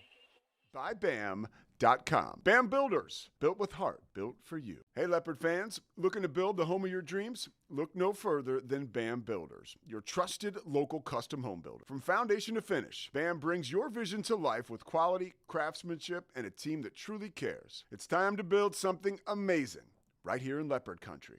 Call 254-716-9987 or visit builtbybam.com to get started. That's builtbybam.com. BAM Builders, built with heart, built for you. Hey, Leopard fans. Welcome back in. Jared Brown, Billy Rutherford, Rick Jesperson, our statistician, tells us 3 plays, 66 yards is all it took for Robinson to get the touchdown. Kick back to Brock DeLeon at the 5. He'll bring it out. Makes a man miss at the 20s across the 25. Grabbed by his, looked like by his face mask. I don't see a flag. Oh, okay, there is a flag down. Yeah, I was also shocked, Jared, as much as you were. Well, the referee, the white hat, was right there in front of the play, and he didn't pull his flag out. And I guess he saw the flag come out and didn't need to do double duty. But yeah, and hats off to our stat guy Rick Jesperson, because that was one of those scoring drives that it looked like Robinson ran about 6 plays, but because of penalties, it ended up just being a 3-play drive. But again, Leopards set up here with great field position. And again, the extra points are big in this game, right? Because you're just down 11, right? It feels like you may be down 21, but you're only down 11, right? Go out and execute. Don't try to get it all back with one play. Take what they give you, get back in rhythm. But more importantly, like, drive the ball, take some time off the clock, let your defensive staff make some adjustments. 1st and 10, ball all the way out at the Lorena 45-yard line, 1st and 10. Trey Moore in the game at tight end for the Leopards. We'll see Brock DeLeon go in motion. Snap back, handoff to DeLeon running right. He's going to try to bounce it outside, but a great play from Tyler Hill coming up from his linebacker spot to knock Brody DeLeon off his pins. Yeah, Lorena actually had this play blocked extremely well. Campbell on the outside here had his guy sealed, but a nice job by the Robinson second level flowing underneath that play to the short side of the field and getting DeLeon in the backfield. And you don't see DeLeon get tackled by the first guy very often, so hats off to that linebacker for Robinson. But again, right, second down, second and long, but just you don't have to get the full 12 in one play, right? Get something manageable, set you up something manageable for here for 3rd down. 2nd down and 12. Snap back to Blancett. Now he's going to bounce outside, flag down. Now his helmet's ripped off, and another flag's going to come out. Flags everywhere. Yeah, Jared, you're going to have a hold on the Leopard offensive line, and then you're going to have a face mask, the old guillotine face mask, trying to take the hat off there, so it should be offsetting the old-fashioned do-over. And I don't think Blancett will have to come out of the game because his helmet was ripped off. But, dude, right now it's really important for that Leopard offensive huddle for everyone to kind of look at each other and go, hey, we don't have to get it all back on this drive, right? Right? Like stay within yourself. Execute the offense, right? Right? If it's an RPO, stick with your reads, right? You have a tendency in a rivalry game, to try to do too much, right? And you can't, unfortunately for Lorena, there's not an 11-point touchdown in the game. So just get down the field, go get a touchdown drive. I keep saying it, take what they give you. But the way this Robinson defense is structured, if there's plays to be made in that secondary for the Leopard passing game, and there's holes to be made with that Leopard running game. Robinson's actually selling out to stop the Leopard run. So I would like to see some man beaters, probably some mesh concepts here. You may not see it on 2nd and long because this is a passing down. So 2nd down and 12.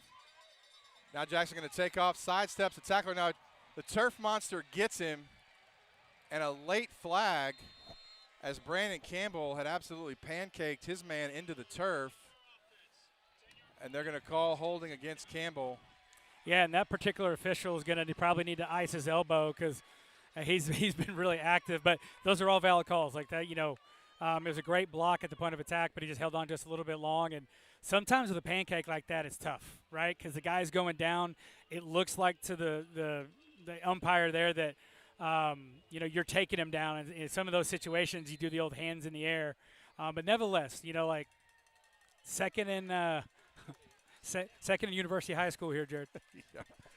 2nd Highway 77, snap back. Going to be a screen pass to Sloan Blackwell over the middle. He's going to break one tackle, can't break a second one. He'll pick up maybe 6. Looks like that is 0. Tyler Hill. Great job on the open field tackle once again. Yeah, and the Leopards are going to see that on film tomorrow, and they're going to kind of wince because if they can pick up those 2 guys or even just get in their way, Blackwell's probably still running, right? That was a beautiful play call, well executed, but the Robinson defenders were able to slip by those blockers that slipped out in space.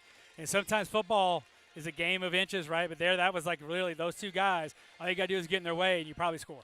3rd down and 18 for the Leopards. Snap back. Blancett looking, bouncing. Now he's going to take off running right up the middle of the field. A lot of room to run, 45, 50.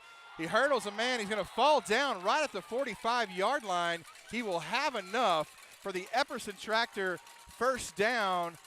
Not sure if it's Jackson Blancett or Edwin Moses with the hurdle there, and he picks up a big first down. Looking like Jeremiah Love from the University of Notre Dame, the running back. I think the best running back in the country, but I'm probably biased. But what a big-time play on 3rd down and, DFW there for that young man to basically put on the Superman cape and hurdle for his teammates.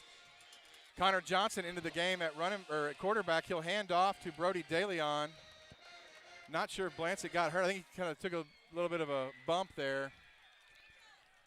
And Billy, you're saying his helmet came off? Yeah, his lid came off there at the end, and that's why he had to sit out of play.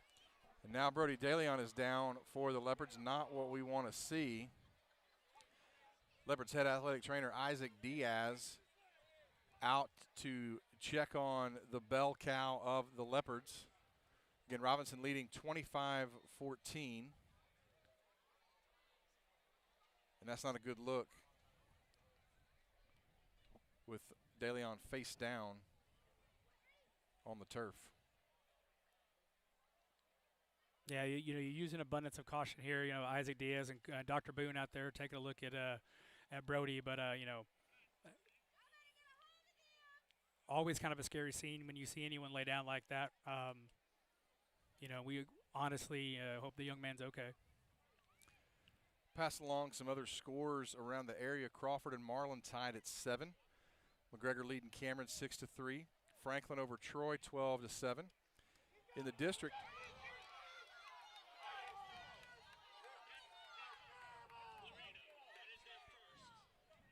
and Billy, while we're trying to pass along some scores, is that a sideline warning against the Leopards during a dead ball?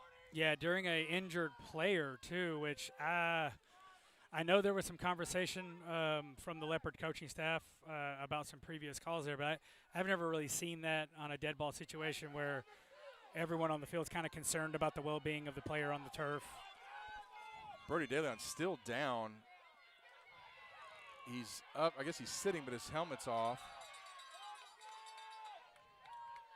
Yeah, and the Leopard fans astutely recognizing that the Robinson coaching staff was also on the field doing basically the same thing that the Leopards got a flag for.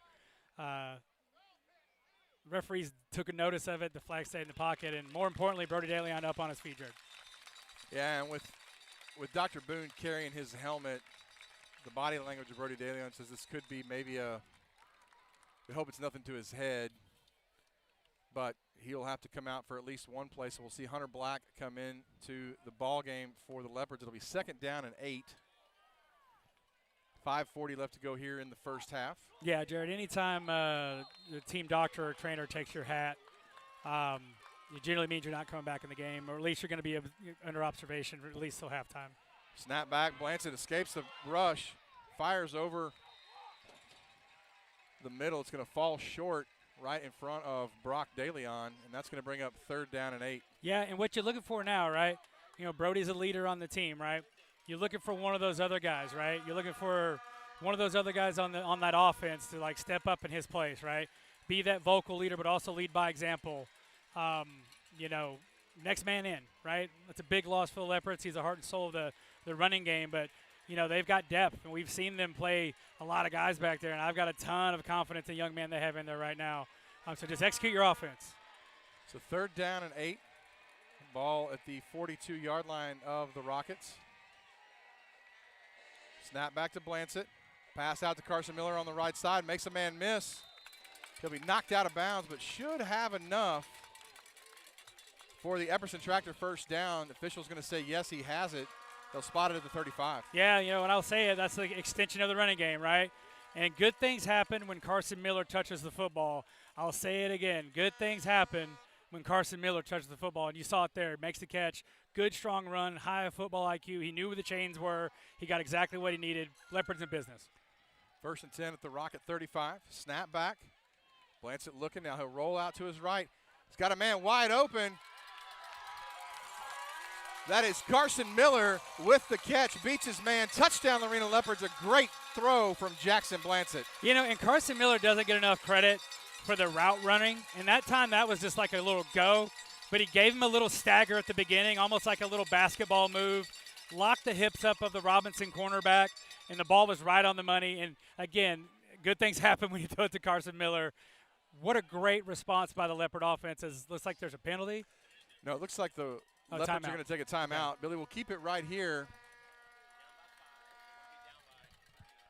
And, Billy, I think with being down by 5 here, you may want to think about going for 2 and that you're only down by 3. We saw this actually last week against Lampasas where the Leopards went for 2 and got it. Didn't necessarily need the 2-point conversion, but put them in a much closer spot. Yeah, you know, and the analytics will tell you that, you know, if you get it, right, you can tie it with a field goal. If you don't get it, you need a touchdown either way. I like the call potentially here. If the Leopards get the look they want, we saw the swinging gate earlier. You know, I'm assuming the Leopard the coaches got some clarification on the pre-snap penalty down there. And listen, you know, this isn't a game that you're going to win by being conservative, right? Robinson has given you an opportunity with their deficiencies on their special teams. I like the aggressive call. Yeah, 7 plays, 55 yards. And more importantly, Jared, I think it's the response after Brody DeLeon goes down, right? You have, you know, we talked about someone stepping up, right? One of your leaders on the team goes down, they take his helmet, and you see the Leopards just next man in, right? Carson Miller steps up, Jackson Blancett steps up. That's a sign of a really good team, and that's how you win football games. So Leopards are going to come out, they're going to shift, they're going to go for 2. Blancett and Hunter Black in the backfield, snap back. Blancett chased from the pocket. Now he's going to throw it all the way to the back of the end zone. It's Carson Miller makes the catch. And the Leopards get the 2-point conversion. Jackson Blancett waiting until the absolute last moment to throw that ball. I'm going to tell you this. That's a 7-on-7 executed play right there. Those 2 young men have done that for a very long time. You could see it. And what a great job by Jackson there to buy time. You see him kind of back up, and I'm really surprised the Robinson defenders allowed him that space. And he throws a dime to the back of the end zone right on the money. Probably his most impressive pass of the season, Jared, as far as I'm concerned, because he saw it developing, but he had to buy time, and there wasn't a whole lot of time to buy down there. Now, Blancett really doing some serious window shopping there. Billy threw it right through that window, and a lot of moving parts in front of him. And a good job by Carson Miller to concentrate, keep his eyes on that ball, and make the catch. Well, yeah, I mean, he came from the left side of the formation all the way across in the scramble drill, and the Rockets just lost him, right? They just lost him there. But a really nice job on that route of his depth, right? If you run that to the middle of the end zone, you'll catch the eye of a Rocket defender, but running it at the end of the end zone, so you just get lost, right? But even a better throw there, great route running, and what a response. And you look at it, it felt like Robinson was kind of dictating the first half. Leopards down by 3. Connor Johnson with it on the tee, puts his left foot into it. It's going to bounce. And that is, I believe that is number 24. Big hit from Preston Powell. And Leopards will have their best spot. Oh, that's Marley Hamilton in with the tackle. Hamilton up in his second game up from the JV, makes the tackle on special teams, and the Rockets will have it 1st and 10 at their own, I believe, 19-yard line. And Jared, you know, I watch a lot of body language. It tells you a lot about the game, a lot about how, you know, what's going to happen next. Football's an emotional game, right? Hamilton, 34 for Lorena, is itching to get in the game. He's on the sideline. Like, I've been watching him. I look for that young man to get more reps. He's really wanting to get out there and make plays, and you saw it there in special teams. So the Rockets will have it 1st and 10. 4:47 left to go. Snap back, handoff to Moreno, running right. Big hole on the right side will be tackled by Connor Johnson and Adrian Medina. He'll have enough for a first down. Yeah, you know, and I think that what you're going to have to see from an adjustment standpoint from the Leopards is they're going to have to gamble a little bit. You've seen Robinson do it on defense as well. You may give up a big play here or there, but right now the Leopards are catching the Rockets. They're going to have to be the aggressor. They're going to have to find a way schematically to let those guys play downhill. Moreno with it again through the teeth of that Leopard defense. He'll have another pickup of 8. Parker Bottoms in there on the tackle. Yeah, I mean, Jared, and that's just zone blocking, right? You've got your big guys up front. Robinson's got a big physical offensive line. They're man-on-man. They're just kind of pushing the sled like they do in practice. And you see Moreno back there zigzagging. The way you beat that, though, is you got to get lower than those guys and cause havoc. If you cause havoc, you start you create piles. Piles clog running lanes. 2nd down and 2. Robinson trying to maybe grind a little clock here.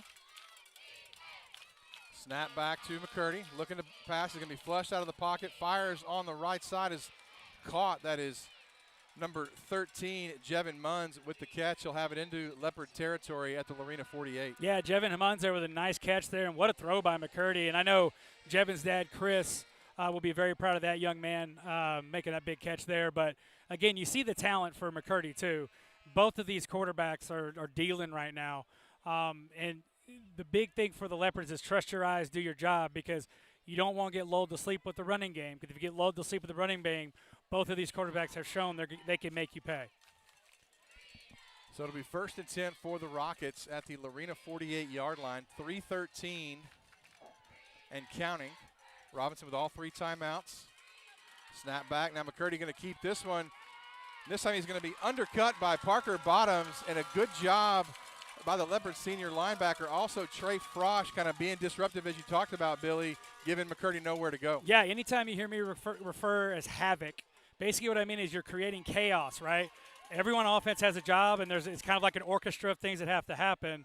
1 or 2 guys gets penetration, it can mess all that up. Great job there by Parker Bottoms and Trey Frosch getting the negative play. So 2nd down, 11, snap back, handoff to Moreno, running right. Moreno going to bounce off of a tackle, Kit Seeley there. And we got a flag down, and Trey Moore was absolutely assaulted. Well, you know, and I'm going to tell you this. That's also good coaching, because when you get held, you need to let the referees know you get held, right? You need to get your arms out. You need to show that you're trying to separate, and that also makes that jersey stretch a little bit longer. And some of these referees, they probably got eyesight like I do these days. Sometimes they need that little tug on the jersey. Really nice job there by Moore showing, hey, I'm the force. I'm being held here. You're not going to miss it. Nice job by that young man. That didn't hurt that Evan Moreno ran right by him as Moore was being held. So they'll mark off 10 yards. So it'll be 2nd down and about 20. Ball all the way back into Robinson territory at their own 43-yard line. Yeah, Leopard crowd here feeling it's an important drive, making some noise. Snap back to McCurdy, looking to throw deep down the field. And now he's going to escape the pocket. We'll see if he's got room to run. He fires it up the field. It's caught. They're going to say inbounds. What a catch by Dylan Medlock. He'll have it all the way to the Lorena 42-yard line. Pickup of about 16, going to bring up 3rd and 4. Great effort by Medlock there. Medlock saw his quarterback rolling out, buying some time. He came back to the football, ran about 20 yards back to the football too, Jared. You'll see sometimes the receiver will just kind of stay on his route and go, oh, the ball's not coming to me. He sensed his quarterback needed to be bailed out. He came back to the football, and that's what you need to do as a young receiver. That's going to bring us to the 2-minute warning. 1:55 left to go in the first half. We'll take a quick 30-second timeout. Come right back. It's Lorena Leopard football powered by Rogue Media. Community Bank and Trust, a legacy of dependability. Member FDIC. For more than 70 years, Community Bank and Trust has established a strong legacy of care and trust. Time and technology have changed. Checking and savings accounts haven't gone away. We still provide home loans, business loans, and personal loans. And we also offer state-of-the-art digital banking options. In a world where banking can feel impersonal, we still believe in one-on-one personal care.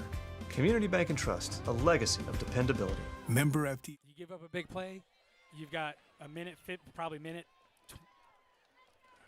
Welcome back in, Jared Brown, Billy Rutherford. Up in the stands tonight, Josh Beard to our left, doing a phenomenal job. Again, 3rd down and about 4. Billy, and you're talking about maybe the Leopards want to try to bring pressure here. Yeah, I would. I mean, I would. We talked about like Robinson gambling. I think Lorena's going to have to find a way to create those havoc plays. Here, I think you play press man, you sit in the house.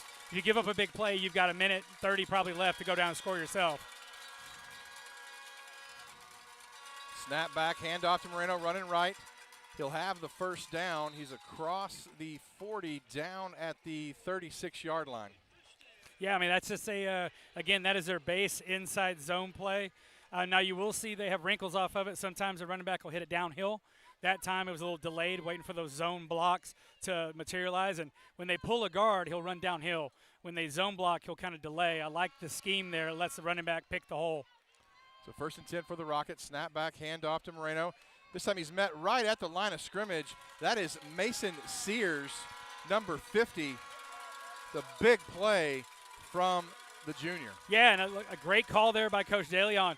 It brought pressure, right? They brought the inside, the little Mike fire there in the A-gap, and Robinson didn't pick him up. He came free, and more importantly, he wrapped up, right? Solid tackle and allowed his teammates to get there for a big stop. But I think Robinson here is content on just letting this clock run, right? Just letting this clock run. So if you're Lorena, you may think about possibly using your timeouts because you can stop the clock on offense. On defense, you can't unless you use your timeout. 2nd and 10, Moreno right through the heart of that Leopard defense. He's going to pick up about 7 on 2nd down, bring up about 3rd down and 4. Yeah, Jared, and there's 2 ways to look at this play. If I'm the Robinson coach, I'm taking a shot here because they got confidence on 4th down they can probably run it. So if I'm the Leopards, I discipline in the secondary. You may see a shot here. 30 seconds and counting. Snap back, handoff to Moreno. He'll be hit, spins. He'll fall down at about the 25-yard line. It'll be enough for a 1st down. Clock will stop while they move the chains. And it looks like Robinson may be content to call timeout here. Yeah, Medina for the Leopards a little slow to get up, but that's a tough young man. He pops up. But we've seen the Rocket field goal unit a couple times tonight go through some adversity, right? So a big win here for the Leopard defense would be to hold them to a field goal attempt. I do not think Robinson will try that here. I think it's his 4-down territory no matter what. But here you dig in your heels. It's a 3-point game, right? Leopards are in it. I know they've had the Rocket offense has kind of moved them off the ball a lot tonight. But again, one stop, one play can completely change the course of the game. And I believe the Leopards get the ball to start the second half, Jared, so this would be a massive stop. They do. Rockets still with 2 timeouts left, so they can still run the football and stop the clock. We'll see Medina's going to come off the field, and it looks like Preston Powell on, along with Trey Moore, Parker Bottoms, Case and Collin into the linebacker spot. You got Sloan Blackwell, Trey Frosch, and Mason Sears across that 3-man defensive line.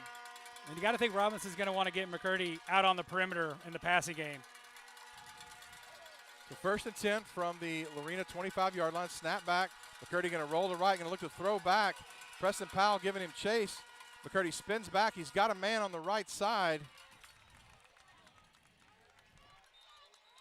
Tackled out of bounds. That's Braden Terry. It'll be enough for a Rocket 1st down. And it looks like Robinson's going to use their 2nd timeout. Yeah, Jared, I'll say it again. This the Robinson Rockets receivers are extremely well coached. You saw him there also come back to the football, right? And I'm sure they're used to McCurdy getting out of the perimeter and making plays. But if he doesn't come back, the Leopards have that play defended, right? And that's a tough coverage job for Connor Johnson because Connor Johnson can't let him get him behind him. But as a receiver comes up, you just got to bear down and make the tackle. What a great first half so far, Jared. I mean, we've seen a little bit of everything. We've seen some trick plays. We've seen a Superman-type hurdle. We've seen McCurdy take it the distance. Look, he was shot out of a cannon. Maybe lift off Cape Canaveral. But we've seen a little bit of everything. But what we would love to see here is the Leopard defense dig in and, hold them to a field goal attempt or get a turnover on downs. There's 10 seconds left to go here in the first half. So Rockets down to 1 timeout. Leopards have 2, I believe. They do.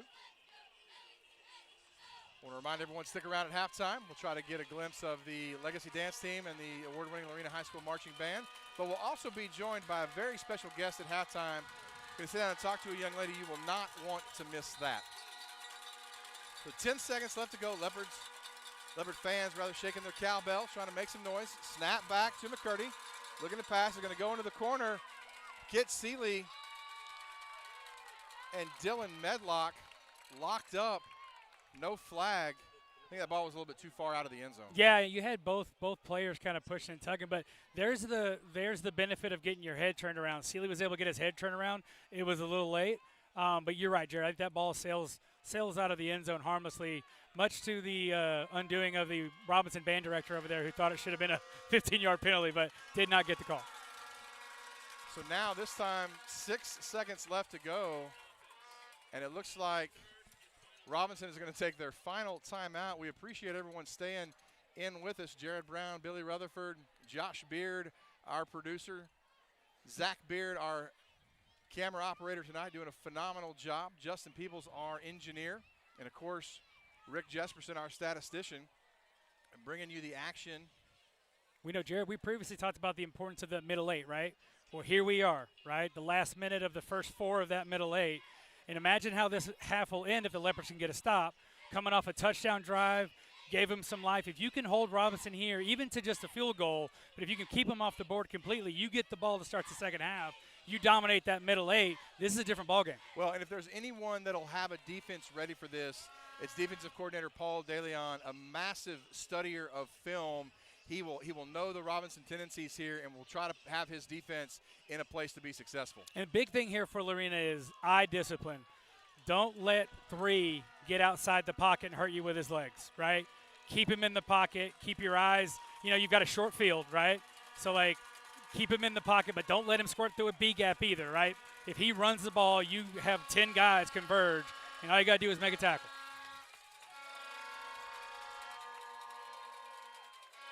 And so now the Leopards are going to take a timeout. Yeah, really like that, right? Because you can't take them with you. They don't roll over to the second half. And you kind of get a look at what they're in, right? So now they kind of know the formation. They're probably going to their tendencies book from their scouting report. Really nice timeout there by the coaching staff.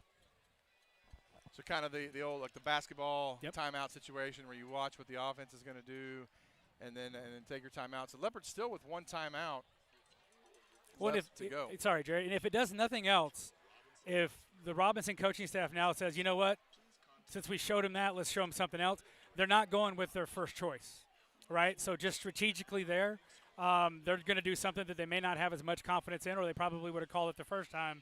But if they come out in the same look, right, the Leopards have a lot of film, right? You do film study, you scheme it out. They know the plays that Robinson runs off that. Now, Robinson may have a wrinkle or 2 in their pocket that we may see. But I like it. This is the chess match between the coaching staffs. And, again, I cannot tell you enough. This drive is the drive of the football game so far. Leopards are going to come out and play kind of a deep look. It's McCurdy and Moreno in the backfield. Leopard crowd making lots of noise. I love the alignment, though, because it's not really showing Robinson the coverage yet, right? So you look for the Leopards to maybe move late. They get a man look. Snap back. McCurdy now going to roll right. Throws into the end zone. It's dropped. Hit number 5, Evan Moreno, in the hands, and it's going to fall incomplete. And that's going to be the last play of the half.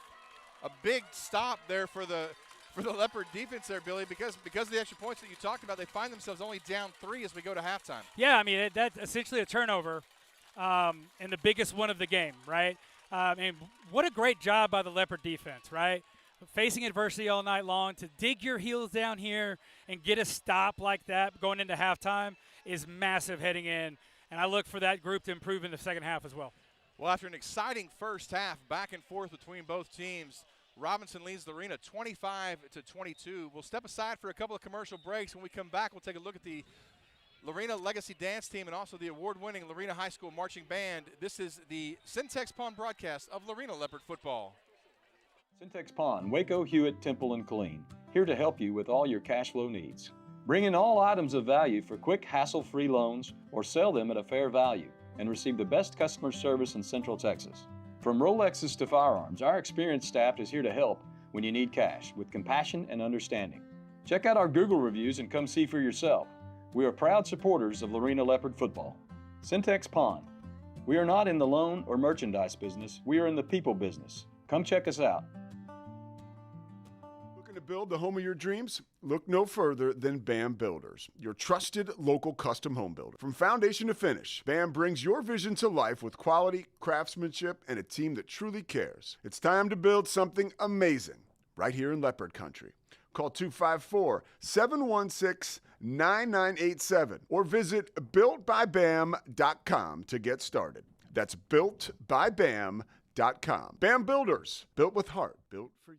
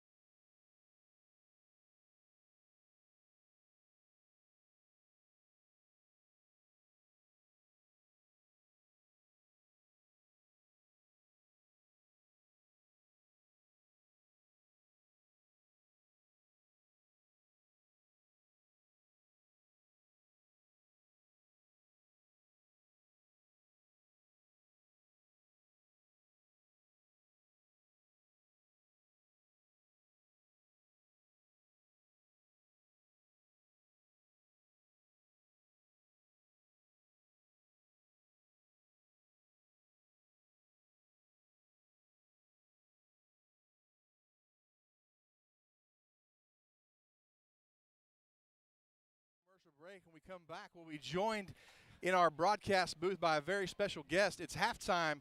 Robinson over Lorena 25-22. This is Lorena Leopard football powered by Rogue Media.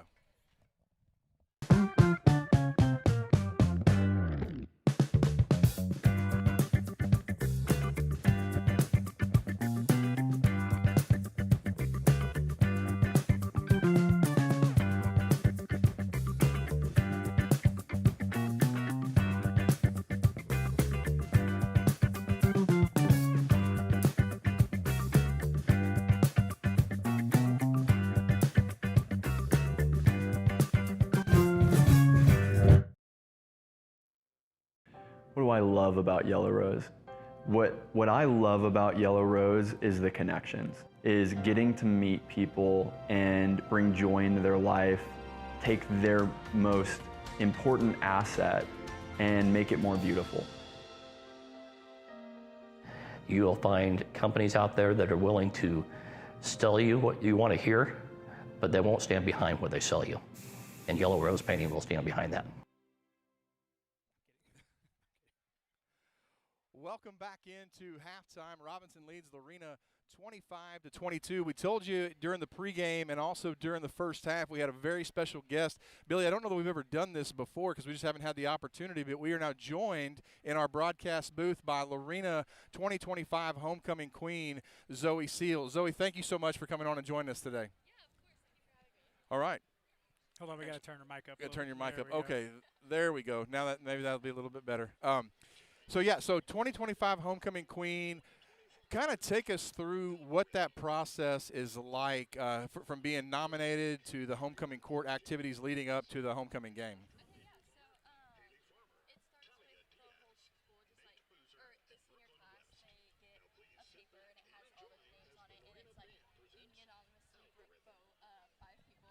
And then we had our USA Day pep rally, which was really cool, and they announced it at the end of the pep rally, which was really neat because usually they just call it over the intercom. And so it was really cool that this year they called us out and we all stepped out in front of the school just so I guess the freshmen kind of got an idea of who we were, so that was really neat.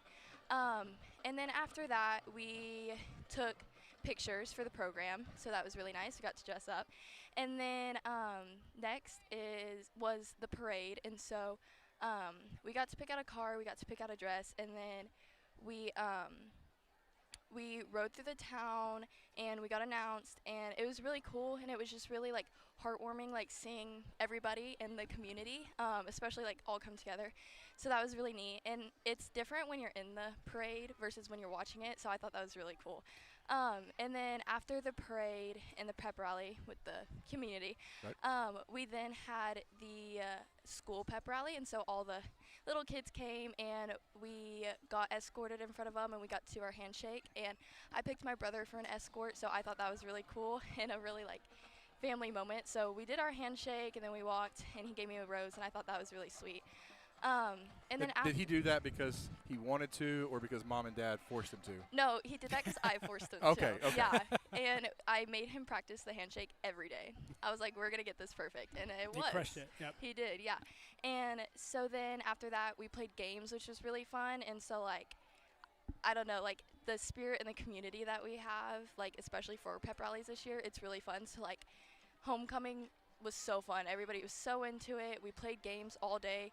And I wore a red wig and all this stuff, and you would have never known I was on court because I looked crazy. But then that day, it kind of just went to a normal day, and then I went home, I got ready, I put on my dress. I was so eager to put on my dress. And then we had the football game that day, and so we got ready. I came to the game, and it felt like a fever dream. It was so crazy, and it was so weird, walking out versus all the years before that I saw people walk out, so I thought that was really cool.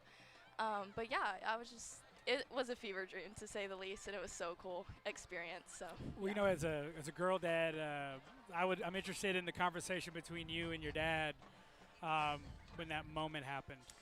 I don't even know. I was just so grateful, and I was so glad my dad was by my side to do that, because earlier in that day, I think this is kind of cool. So my grandpa came in from town, and my grandpa's been like a head coach since before I was born, and he went to the pep rally and he was like, I've never cried. Like, I've been doing this 30 years and I've never cried. And he cried. And before that, he like came up to me and he was like, here's some money for your dress. And I was like, oh, thank you, but like I already bought my dress. And he was like, and I want to show you like this picture of like a dress to get. And it was a picture of like me and my dad at like a little daddy-daughter dance of like me dressed up. And he was like, I want to get you this dress. And so then like standing out on the field and like that moment being called, I felt like that was like really cool. And I felt like that was like really circling back to like that. Well, I can tell you, you don't really need any more build-up. You're the Lorena homecoming queen. It doesn't get bigger than that. But I will say for the people at home, my daughter's also named Zoe. We frequently pregame. We'll walk the field. She likes to do cartwheels and stuff. And you've always gone out of your way to like engage her and like set a really good example. And I think there couldn't be. I actually said this in the press box. We weren't on air, but I was like, I can't think of a better representative to win it than you, because you embody everything I think that should be. You're a trainer, which we haven't even spoke about yet. So you've got a full-time job, right? Yes. Being a trainer on the football team. And for you to acknowledge the future of Lorena really is what this community is all about. So I can't tell you enough how admirable that is for a young lady, and again, how proud I am that you represent Lorena in that title. But let's talk about mom and dad a little bit, right? Like, so clearly you're close. Like how big have they been in your development? You spoke about your grandfather being a coach. Like, they say it takes a village, but just speak a little bit about them.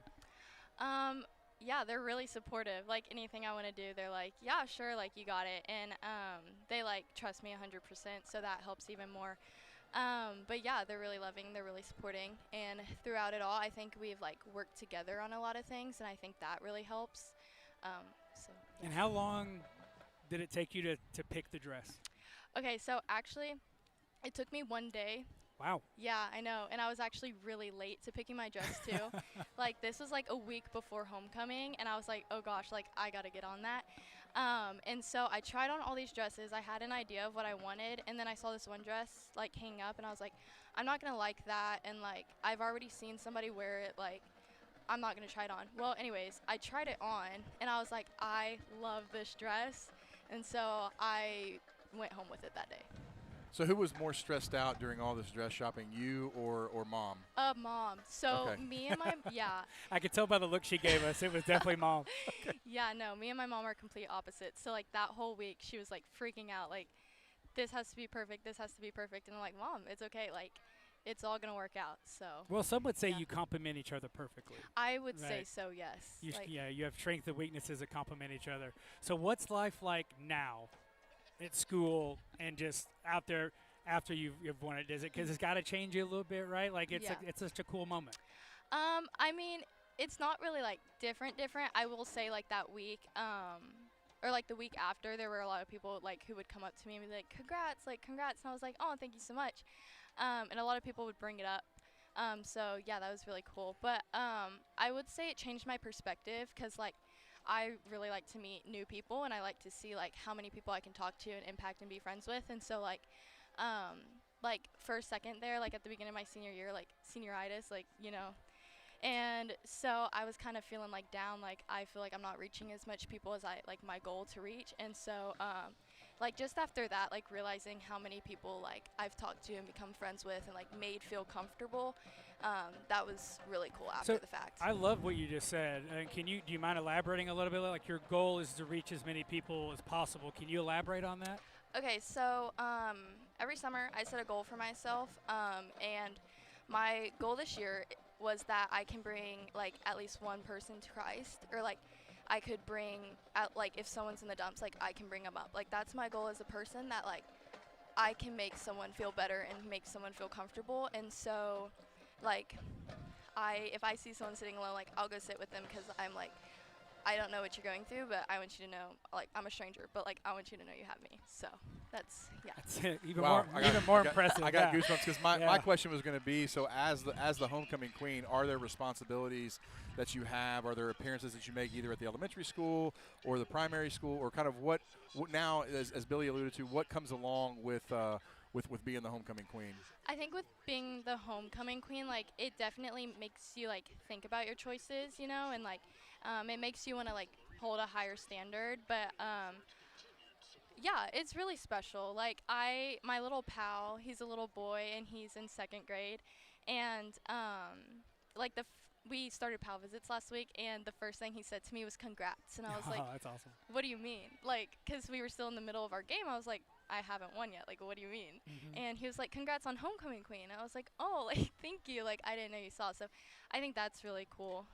Can you describe what the PAL program is? Yeah, so the PAL program is you have juniors and seniors in high school, and they get assigned little kids who maybe don't have the best home life, or maybe even like just aren't the best in the classroom, like very ADHD, or like just doesn't like time in the classroom. And so they get pulled out in the middle of the day, and we just get to be friends with them, and we get to show them like there's fun in school, and we get to play games, or like if they need help with their schoolwork, like we help them with their schoolwork. So it's a mentorship program? Yes, sir. That's amazing. So I do have to pick your brain, because if you're the granddaughter of a football coach for 30 years, as Zoe tells me, my Zoe always tells me all the time, Dad, you're watching football again, But so I'm assuming that you've watched a couple games in your life. What would you say the Leopards need to do in this game to get fully back? I mean, they're back in it, but like, what adjustments would you make?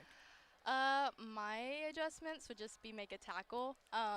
So make a tackle, and I said this earlier actually when we were filling up coolers. I was like, I want this game, like I want them to fight in this game how they fought like against Malakoff. Like that was so cool to see on the sidelines, and like every time something would happen, they would come back with more fire, and I just thought that was like really cool, and I think if they embody that here, that well, will work out. Sorry, my next question, Jared, was actually going to be like, what's next after high school? Yeah. But Jared, she may take my job. Right, I was going to say. That was fantastic analysis. I'm glad that she's an athletic trainer, or she'd be up here replacing us. I mean, I'm going to have to change what I'm going to say coming out of the break, because like I was going to say tackle, the team that tackles the best in the second half wins. Yeah.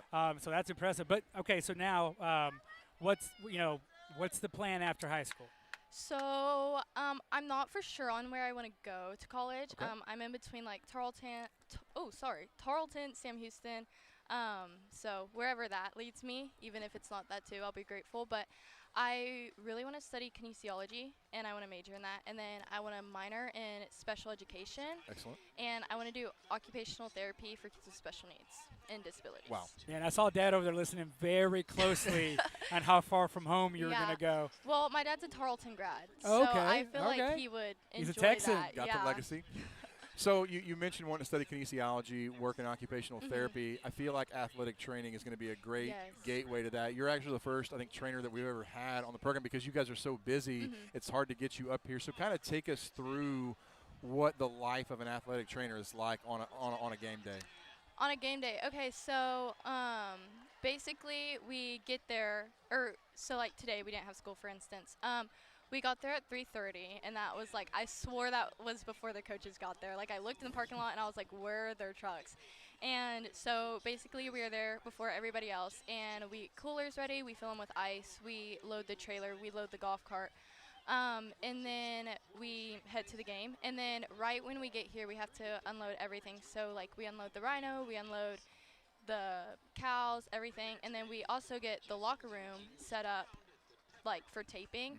And so the first like 20 minutes of them getting here, we get them all taped, and then after that 20 minutes they come out, warm up, and we go out in their groups while they warm up. And then after that, like we kind of have a little bit of downtime like before the game actually starts. And then game starts, it's really like be out there every huddle, be out there every kickoff, or not kickoff, punt return, like all that. And then halftime, so me and Anna actually, we go and we fill up coolers, and we fill up little cups with water, and then we pass out like electrolytes and like honey stingers to them.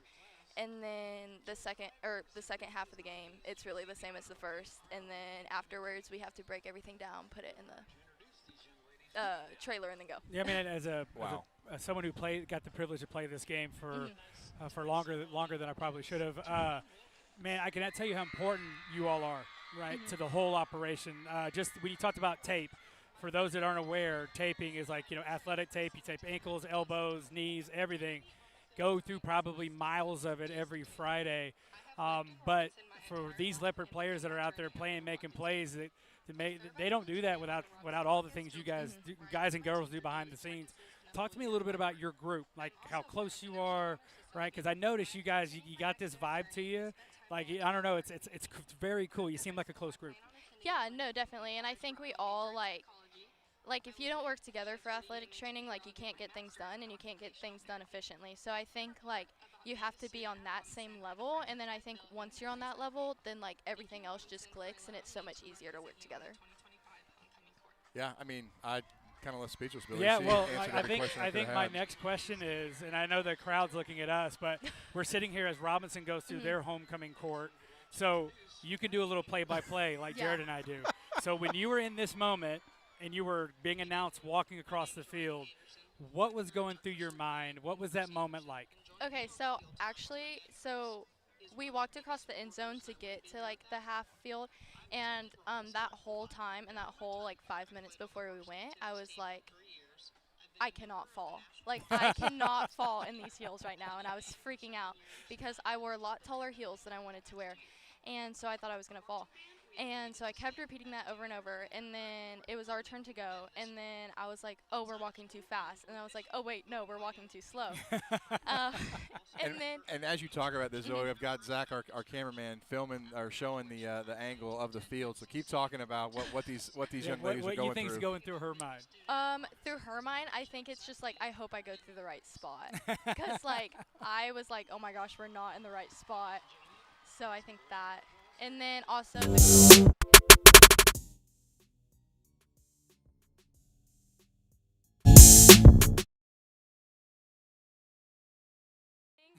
and, like, I forgot to be in depth about that, and so I was like, oh gosh, this is gonna be so embarrassing. So when say you know the both girls that have already gone and that are standing there with their fathers, what was that moment like? Because at that point, nerves have to kind of set in a little, right? Yeah, definitely. Like, I wasn't really that nervous, and then once I was standing there, like, my stomach kind of dropped. Especially because it felt like it took so long for them to actually announce it. Like, I feel like they were like, and your 25 homecoming queen is, and then I felt like we were there for like 5 minutes. You've got to have the dramatic pause. Yes, I know. And I was like, I got to stay smiling. Like, I can't drop my face. And so, like, my cheeks were hurting. My stomach was shaking. Like, it was just all emotions. But, you know, you're a playmaker, right? You got the job done, right? That's what you got to do. I think it's fascinating, you know, because like I said, I've never experienced anything like that. Being a proud girl dad, you know, I watched your father's reaction and the subsequent, like, you know, I wouldn't even call it a celebration. It almost looked like relief that was on your face. But you handle things with such class. But it's such a cool moment for you to be able to share with your mom and dad. But for y'all to be out there in that moment, experience that. So were there any words like after the fact? Was it just like a whoo, or was it like I'm interested in like how that goes, like how that went down? And I know you said you kind of just you don't really remember, but like when you got home from the game, like what was that moment like? When I got home from the game, I think it was like I just felt very genuine about everything, and so I would say that's my word, was genuine. But like when I got home, I was like, I can't believe this is over. Like, I want to go do it again. Like, I want to dress up. I want to go walk the field. I want to go take pictures with everybody again. Like, I just wanted to keep reliving it. So I think I was also kind of sad after the fact because I was like, now I got to take off my dress. Like, I got to take down my hair. So Senioritis sets back in. Yes, and then I was like, now I have school. So when you first became a trainer, speak to me about your most memorable moment as a trainer. My most memorable moment. Oh gosh. Okay. I don't know. This is kind of on the spot. I feel like there's so many because like something will happen this year and it immediately clicks back to something that happened last year, and like we all just laugh about it. And there's a ton of inside jokes. So like anything that happens and like we can make an inside joke, like that's my favorite memory. But I will say that before games, before we have to leave, there's like these two benches in the ATR, and we play sitting down volleyball. But it, like if you let the ball hit the floor, like it's over, like it's wraps for you. And so we would be like diving off of the benches to like keep the ball off the ground. So that was pretty fun. And we would like hit the lights and like stuff would come down. It was fun. I don't know how we didn't get kicked out. So I love it. I absolutely love it. Wow. Well, I feel like we've run the gamut Yeah. of everything. This Yeah. has actually been one of the getting her to do play-by-play. I mean, what else could we do? Yeah. So I tell you what, they're about to announce the last homecoming court nominee, and then I think this place is going to go nuts. The roof may blow off the top of it. So I tell you what, Zoe, thank you so much. I appreciate you wearing your sash and showing it off. I guess one final question: where is the crown right now? Okay, so my mom actually has the crown, and she's been eager to give it to me all night. If y'all want me to. Oh, absolutely. Yeah, it's actually right here. Oh man, like that is what It is the shiniest thing ever. You can show the camera right there. Oh wow. Yeah, I believe the kids call that icy. They call it something. This is like my drip for life. Yep, absolutely. Like I don't need to buy a chain or anything. Like this is it. Whoever bought it, they did a great job because every picture I took, it just like glistened and glowed. Wonderful. I was shocked by it. And then when it's at home, where does it stay? Okay, so I actually have a deer head named Johnny above my bed, and it just sits on his head. And he's the queen every day. Just gets better and better with every question. You've got a buck you put it on. Yeah, I do, absolutely. yeah. So the question is, did you take that buck or did somebody else take it? No, I did. Nice. Yep. See? Yeah. Wow. That's amazing. Well, Zoe, I don't know what else I can say, but this has been so great having you join us, giving us perspective about the homecoming court, something Billy may learn in several years what it's like. Having two boys, I won't. But thank you for giving us insight into the homecoming queen and also talking to us about the athletic training program, the PALS program. For the folks watching at home, it's a great opportunity to get involved in a couple of different ways at Lorena High School. Yes, sir. Thank you for having me. Oh, absolute I'll just pleasure. reiterate what I spoke to earlier. Like Zoe, like it could not be a better representative of what like this should mean at every school. But I think you represent the school district in such a way with grace and class. Congratulations. Thank and keep continuing reaching people. I think that's really awesome. Thank you. Well, we'll take a commercial break. When we come back, we'll wrap up halftime, get ready for the second half. You're watching Lorena Leopard football powered by Rogue Media. I see. For more than 70 years, Community Bank and Trust has established a strong legacy of care and trust. Time and technology have changed. Checking and savings accounts haven't gone away. We still provide home loans, business loans, and personal loans. And we also offer state-of-the-art digital banking options. In a world where banking can feel impersonal, we still believe in one-on-one personal care. Community Bank and Trust, a legacy of dependability.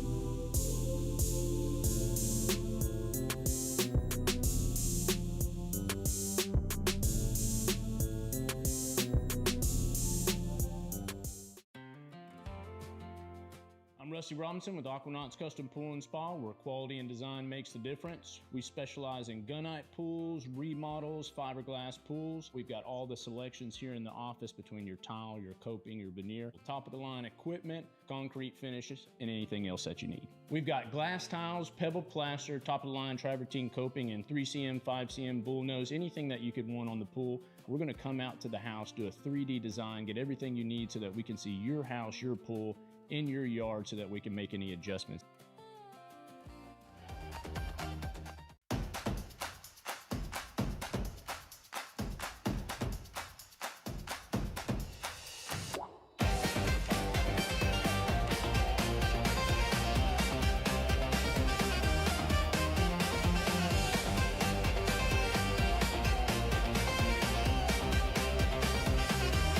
Come see us at the Sonic in Lorena, 302 North Frontage Road.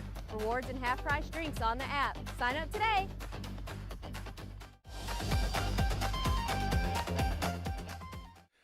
Welcome back into Rocket Field. Halftime between the Rockets and the Leopards. Robinson leading 25-22. Billy, we've talked about the defenses needing to get a stand there. Leopards kind of got that stand at the end of that first half.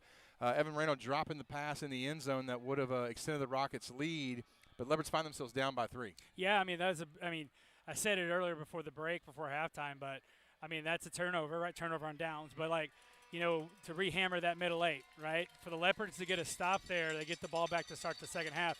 But more of from an energy standpoint, this Leopard defense has played their hearts out all year long.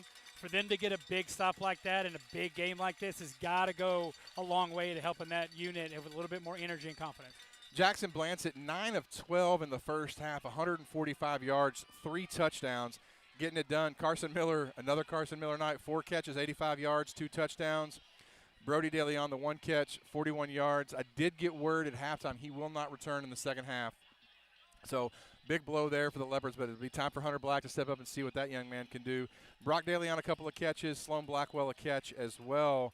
Rushing the ball, DeLeon 9 carries for 60 yards. Blancett 7 carries for 49 yards, and I think that's where we're going to have to see in the second half is how are they going to utilize the legs of Jackson Blancett. Yeah, and I think that what you can do, too, and we've seen this from Coach Peavy-Howe's offense, you can use the jet sweep game, too, right? When you use the slot, hand them the ball, and that gives you another running threat on the edge that you may not have had with Brody. So I also saw Trigger Niemeyer in the first half with his arm in a sling.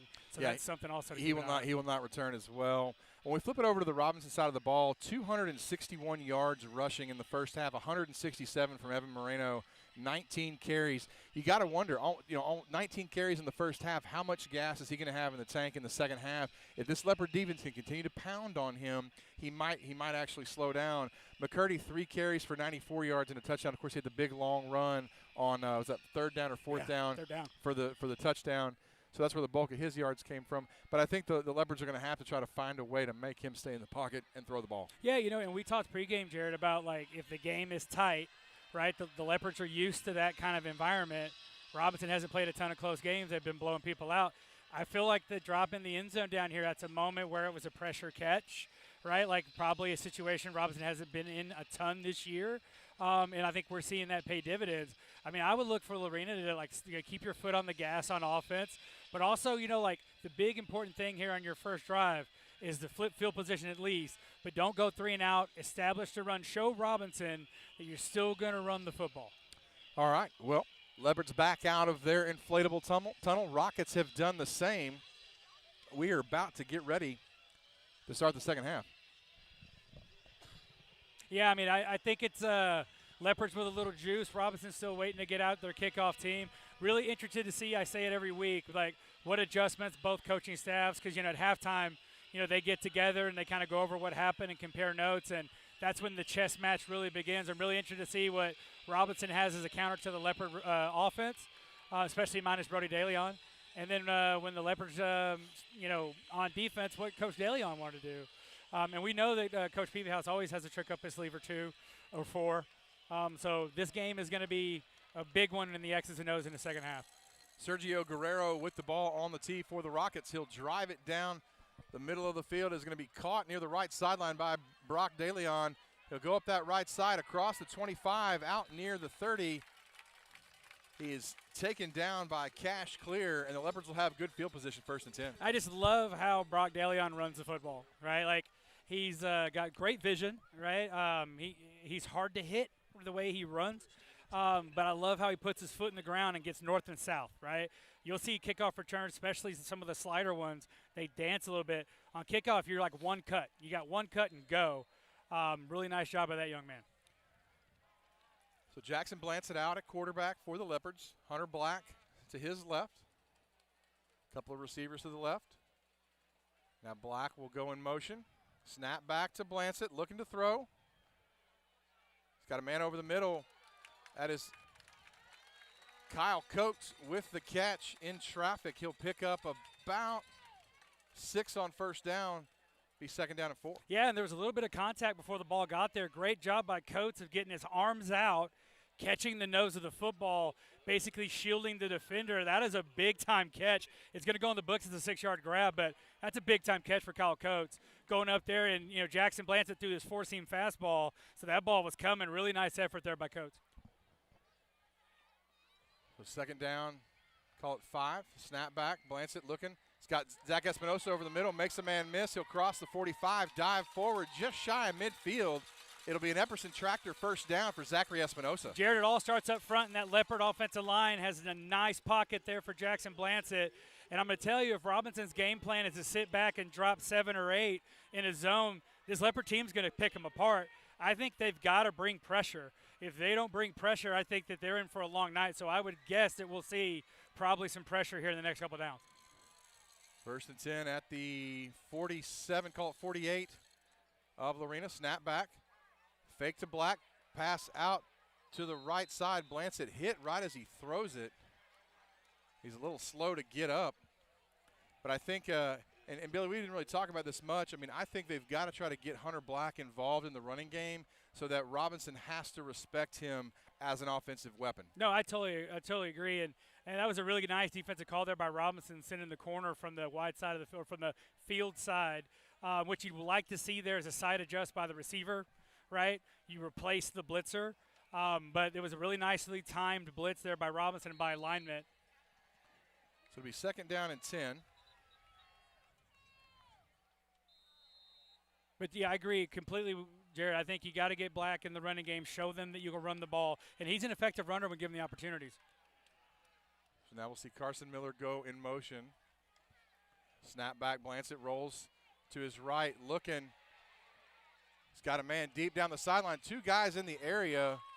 It's going to fall incomplete. Espinosa, Sloan Blackwell, both over there.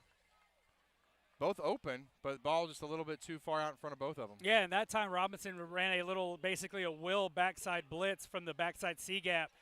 He was picked up initially but squeaked through. He added the pressure, forcing Blanchett out to the side.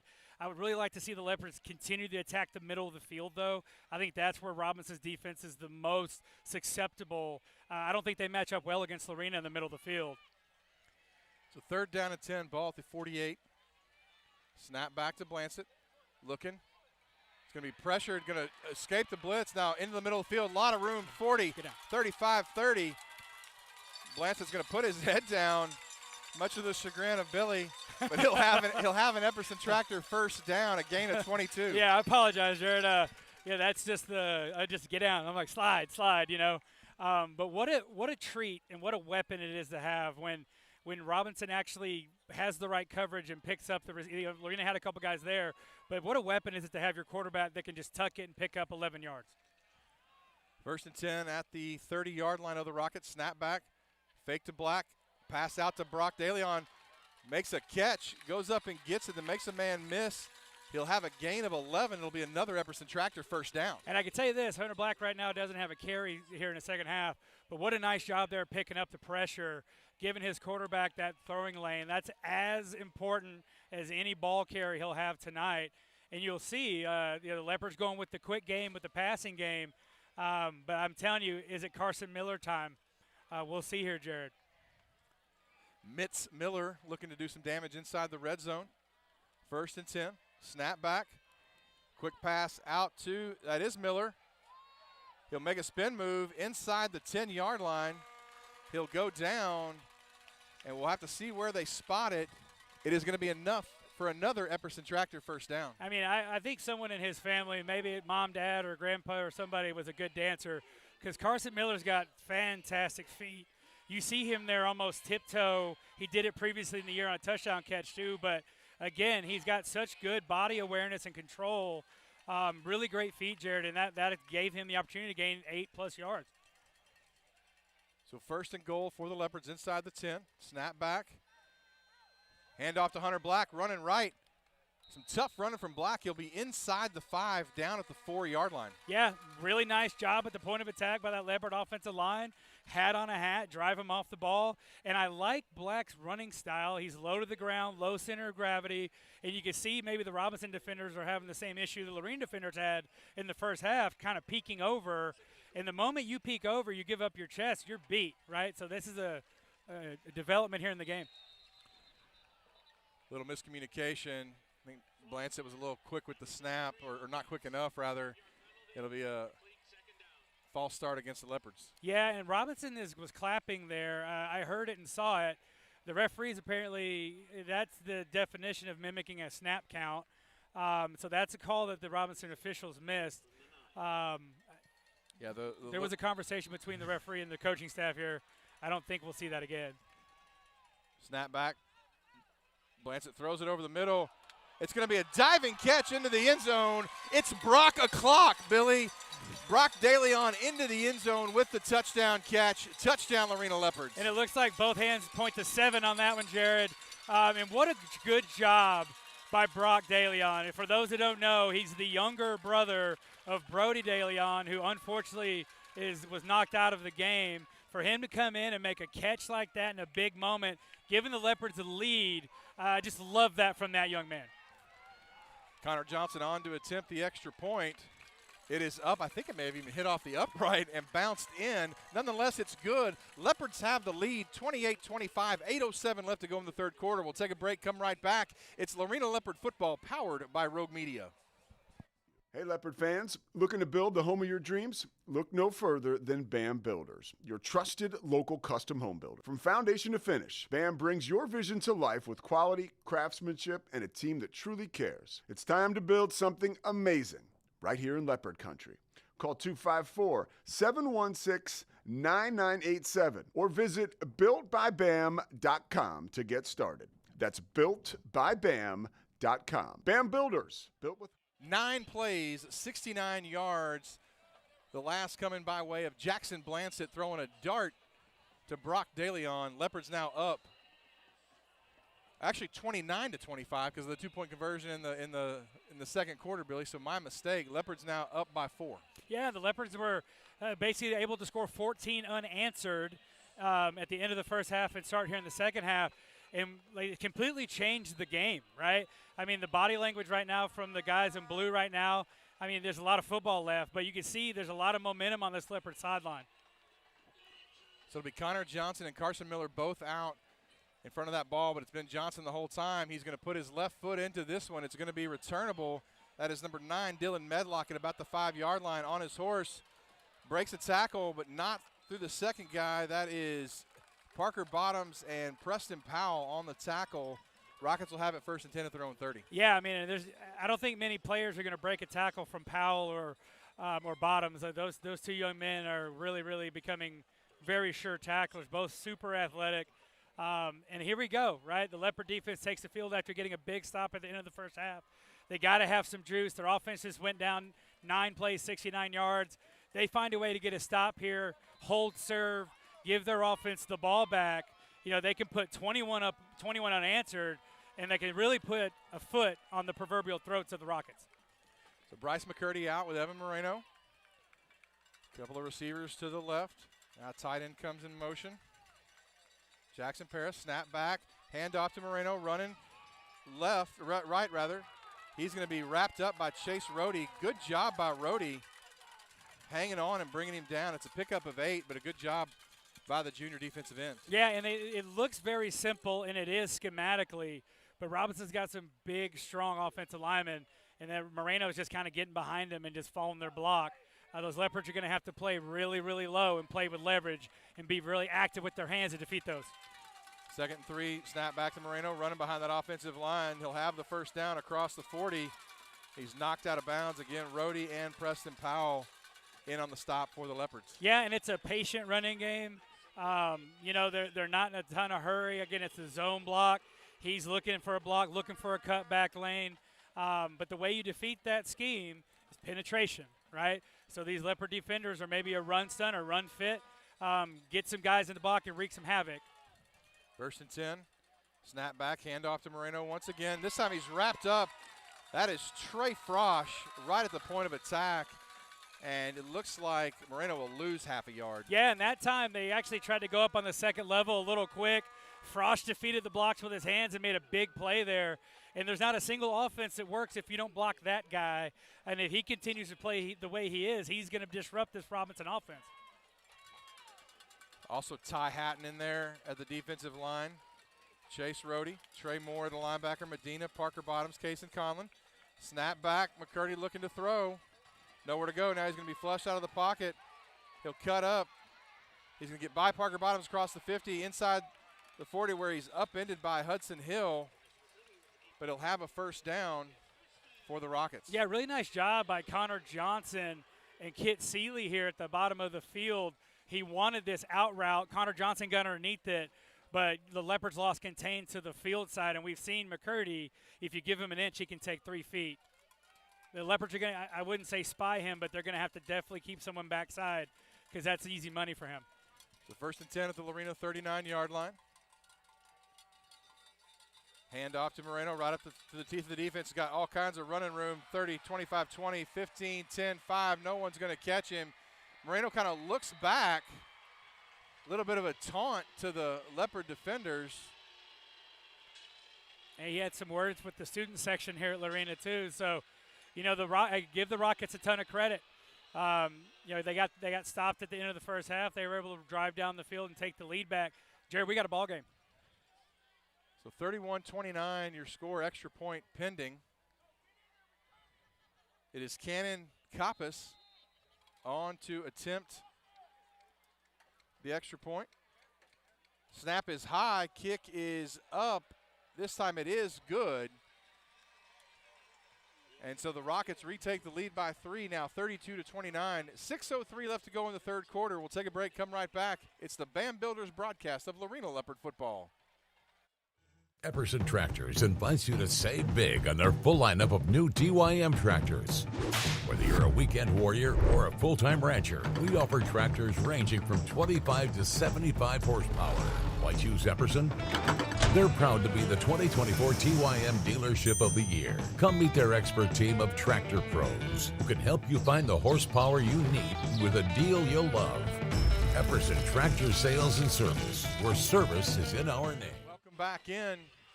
Robinson retakes the lead on the touchdown run from Evan Moreno. 5 plays, 70 yards.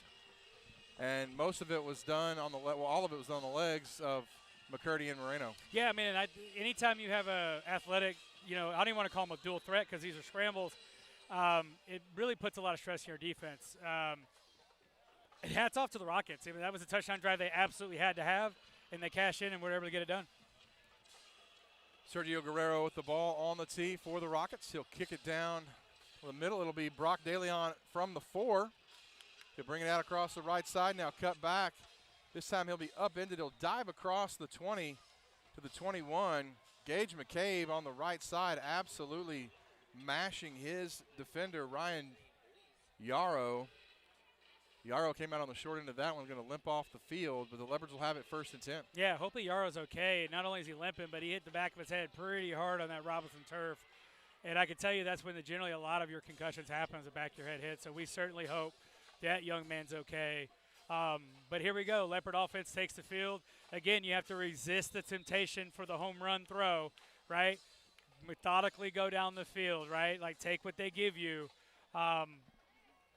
Clean pocket. Take care of the football. Blancett and Hunter Black in the backfield. Snap back. Blancett fakes. Pass over the middle to Carson Miller. A little bit too much mustard on that. Miller tried to climb the ladder and get it, just a little too tall. Yeah, and that's the RPO we've seen. Now, it was there. Ball was a little high, right? But, again, I like giving him that look, right? Because that play, right, the Robinson coaching staff see, hey, that was there too. He's not going to miss that throw very often, right? So that should help open the running game up as well. And on that particular play, Jackson can either pick to pull it and throw that post or give it to Hunter Black. So 2nd and 10 from the 21. Snap back to Blancett looking. Got the screen pass to Sloan Blackwell across the middle. Blackwell across the 30, 35, 40, 45, 50. He is knocked down. That is number 8. Kaysen Helpert with the touchdown-saving tackle, but a huge catch from Sloan Blackwell and a big Epperson Tractor first down. I love the play call, well executed. The timing's got to be perfect.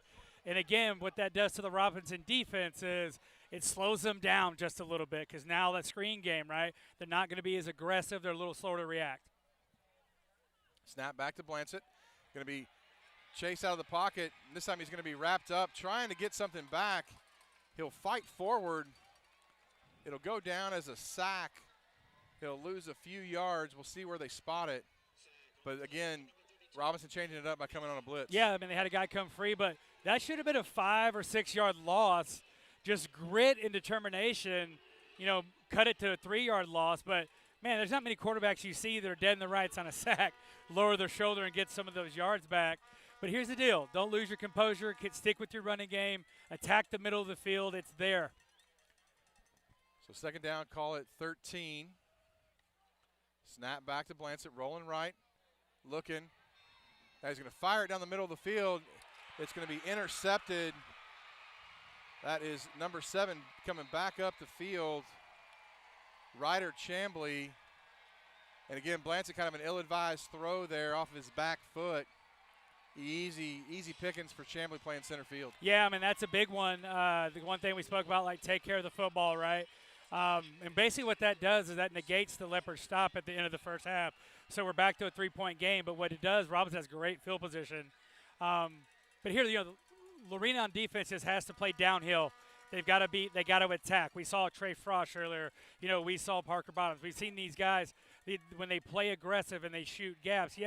Yes, you're gambling, right? You may get hit over the top, or you may get hit with a boot, or the quarterback may get out of the pocket. But you can't sit back and catch this offense. I'll look for them to attack here, Jared, in this drive. So I can say he stepped out at about the 49-yard line of Robinson. Rockets will have it 1st and 10. McCurdy and Moreno. Snap back. McCurdy looking to pass. Parker Bottoms on a blitz. Can't get there. Pass is going down. It is going to be caught, but well out of bounds was Dylan Medlock. Yeah, terrific coverage, that 24 Ty Horn. Chase Horn. Chase Horn. Terrific coverage there by that young man, using the boundary as the 12th defender. But he was in phase the whole time. And before he got banged up early in the year, Jared, we spoke about it. He was playing extremely well. So really nice job by that young man. So 2nd and 10. Snap back, hand off to Moreno running left. A lot of room to run into Lorena territory. He'll fight forward and he'll go out of bounds at about the Lorena 40-yard line. We'll see where they spot him out, but that should be enough for a first down. Yeah, and what you're going to have to do is you have to be able to set the edge of your defense, right? So you can't allow them just to get to the perimeter like that. That is an easy first down. So the Leopards are going to have to, commit numbers to setting the edge, especially if they're going to play man and they're going to play off man. Your corners are going to be 7-8 yards off the ball, so you're conceding the corner if one of your outside guys doesn't set the edge. 1st and 10. Snap back, McCurdy, quick out. That is Medlock, number 9. He gets by one tackle now, a second one. Running on the field, he'll step out of bounds, but he'll be called at the 26-yard line, but that'll be another Robinson Rocket first down. Yeah, Jared, and this is the kind of part of the game that, as a defender, you start, going at the ball a little bit, because we've seen a couple of Robinson ball carriers kind of loose with it. Look for maybe Lorena to start stripping at it a little bit. You don't do it out of desperation, just some stuff I'm seeing fundamentally. McCurdy now looking to pass. Chase out of the pocket, kind of throws it into the ground. Good coverage by Hudson Hill on Braden Terry, but that Leopard defensive line getting after McCurdy. Yeah, great job there by Conlon, too. So Conlon was able to get out to the flat. He didn't get upfield and lose his lane, allowing McCurdy to get outside, effectively keeping him in the pocket. And you saw it there. He short-hopped the throw. That's his first bad throw of the day, really.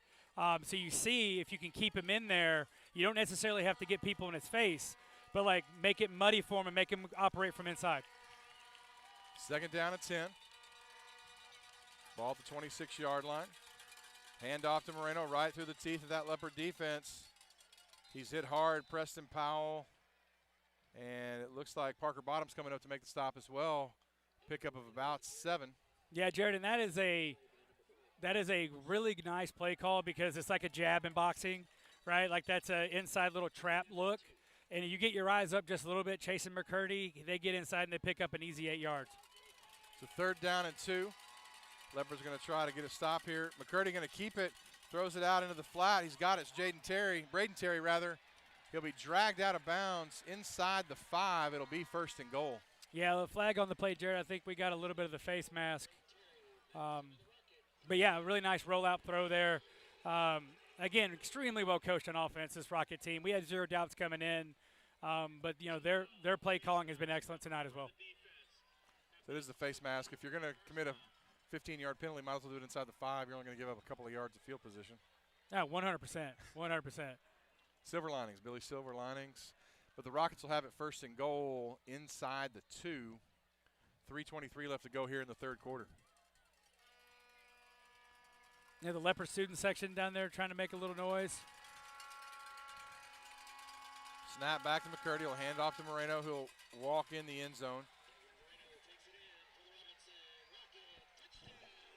It'll be a touchdown for Moreno. Yeah, really nice to drive off the turnover there for the Rockets. Again, Blancett had pressure in his face, threw a ball. The pressure affected the throw, and that's what you have to do. Anytime this Leopard offense needs a mulligan, you got to make them pay. And that's what Robinson did. They cashed in. It looks like here, Jared, they're going for 2. Yeah, I think with the struggles they've had in the kicking game, it may behoove them to go for 2 here, especially with the way they've been moving the ball inside the 5-yard line. Play clock at 18, still plenty of time. And now they're going to have to call a timeout. So interesting. We'll keep it right here. But interesting to see Robinson call a timeout on an extra point play. Still in the third quarter. Could be an interesting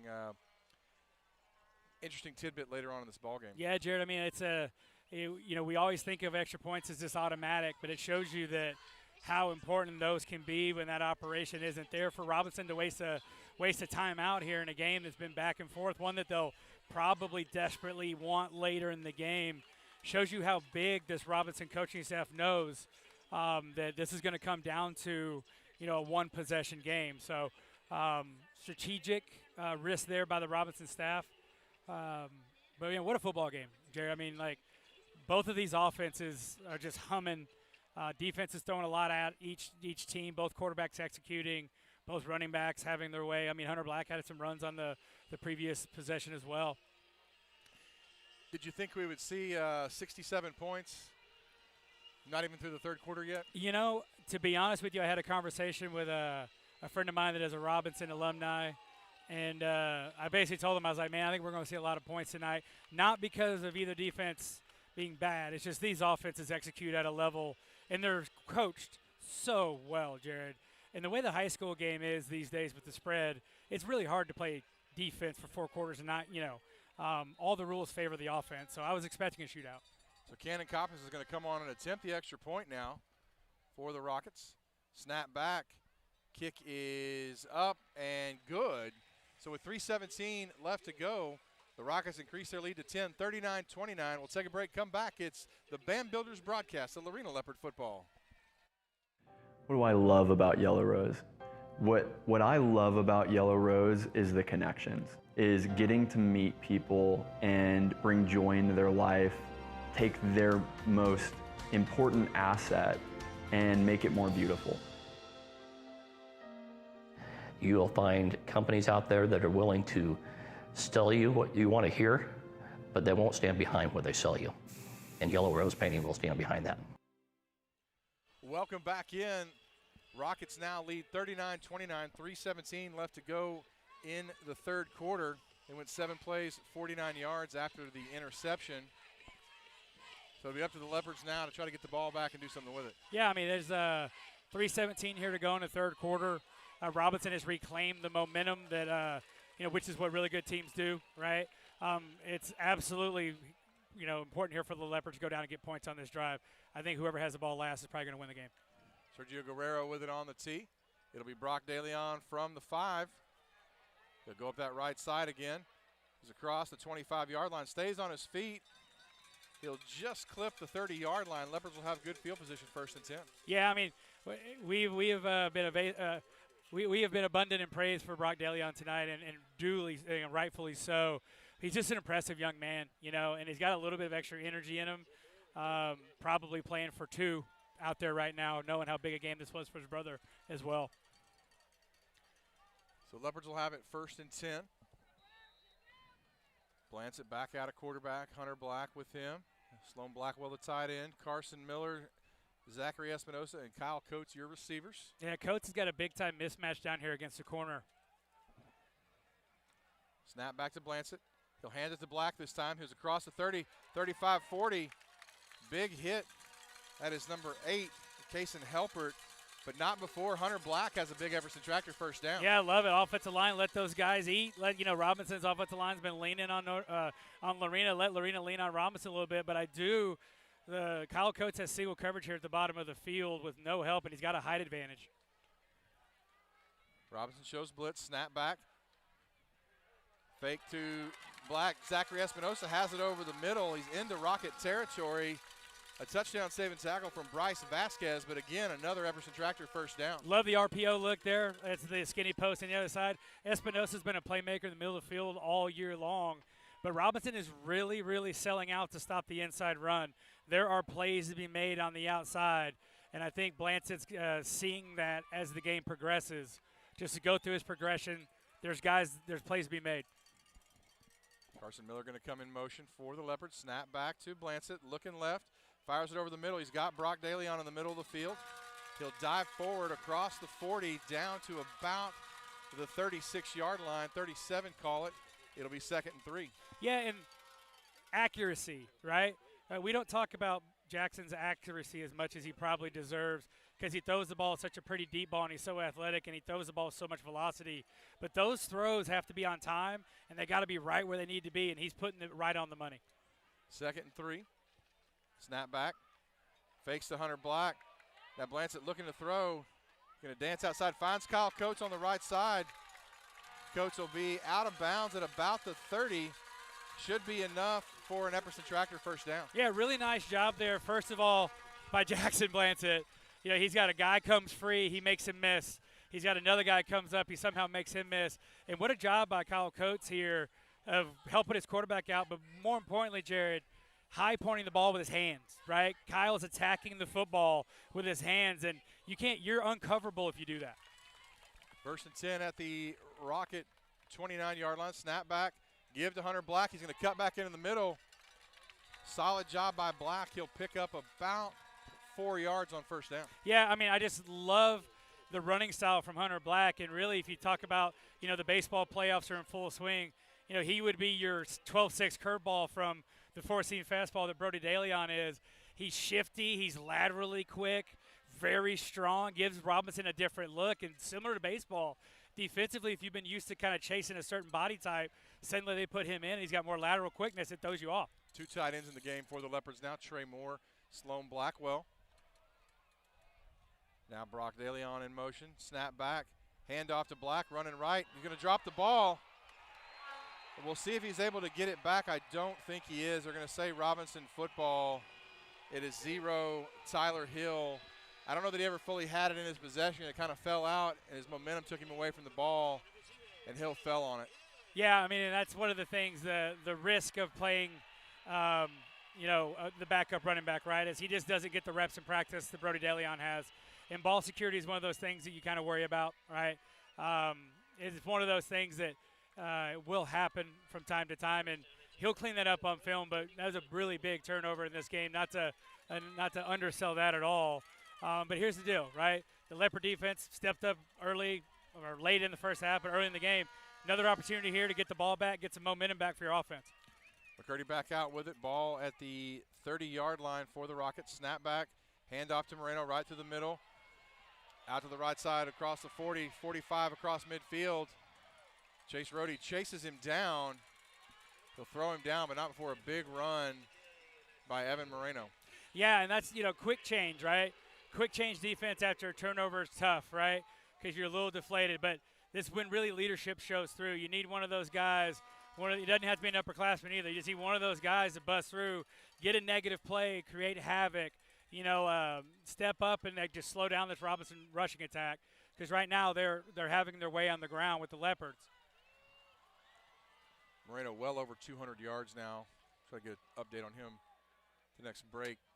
Snap back, hand off to Moreno running right. He'll shake and bake. He'll go out of bounds. Gain of about 6, but there is a flag down. Got to think maybe a hold there. Yeah, Jared. We've been critical of some officiating this year, and rightfully so. But that was a really good call because he kind of just reached out and just grabbed the foot of the Leopard defender. I wasn't sure he was going to see it, and he did. He threw the flag, so really nicely done. So that'll back the Rockets up 10 yards back into their own territory. They're going to spot it at the 47-yard line. Only 2 seconds left to go in the third quarter, so you got to think the Rockets may be content to let the clock run, hit 0. They will do just that. So we'll go to the fourth quarter. Your score, Robinson 39, Lorena 29. We'll take a break and come right back. You're watching Lorena Leopard football, powered by Rogue Media. DIC. For more than 70 years, Community Bank and Trust has established a strong legacy of care and trust.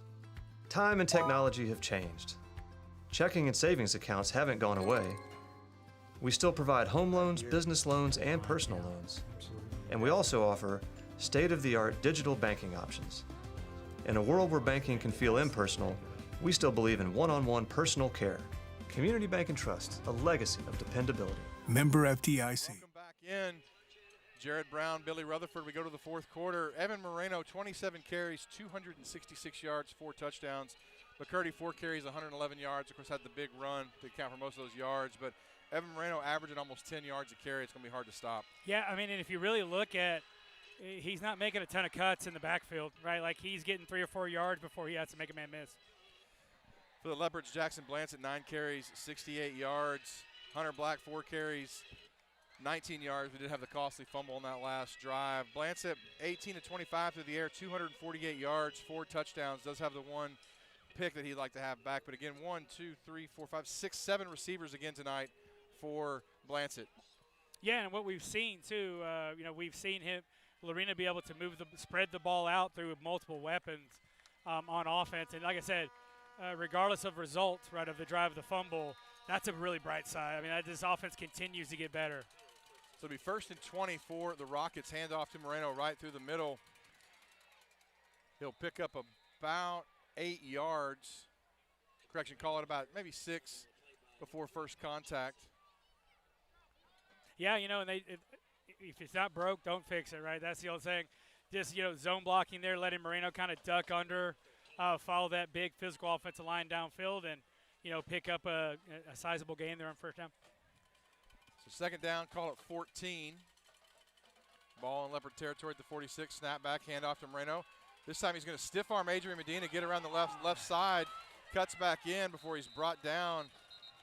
Looks like Kit Seeley on the tackle. Seeley kind of hobbling, but there is a flag down. Yeah, that time Conlon from Lorena was held. If you could give 30 yards for a hold, you would. That's probably one of the worst ones I've seen. Kind of spun him around, but a nice job by Conlon selling that, letting everyone know. But, the Leopard crowd called it before anyone did. Kit Seeley hobbling a little bit, trying to see if anybody can come into the game for him. Ty Hatton comes off. Well, here's really important for Lorena here. Keep McCurdy contained, right? Nothing sloppy. Don't let him scramble. Don't give up a big play with his legs, right? Right? If he has to sit back in the pocket and throw an 8-yard route in the middle of the field, give it to him, but don't let him break contain out to the perimeter. 2nd down and 19. McCurdy back to pass. Pass out to Moreno. Bounces off of a tackler before he's dragged out of bounds around the original line of scrimmage. Kit Seeley doing a good job, but there the Leopards had Moreno in the backfield, just couldn't make the play. Yeah, I mean, you could tell the Leopards saw that in practice all week, saw that on film. They had sniffed it out. Nice job by the runner there to avoid the tackle, but sets up a 3rd and 10, Jared. 3rd and 11. 3rd and long, got to think it's probably 4-down territory. But Leopard defense can get a stop here, get that offense back on the field. Hunter Black will be better for that fumble. Give him the ball back the first play. Like this game was within the reach. The 2 receivers to the right. Now slot man comes in motion. Handoff to Moreno right up the teeth.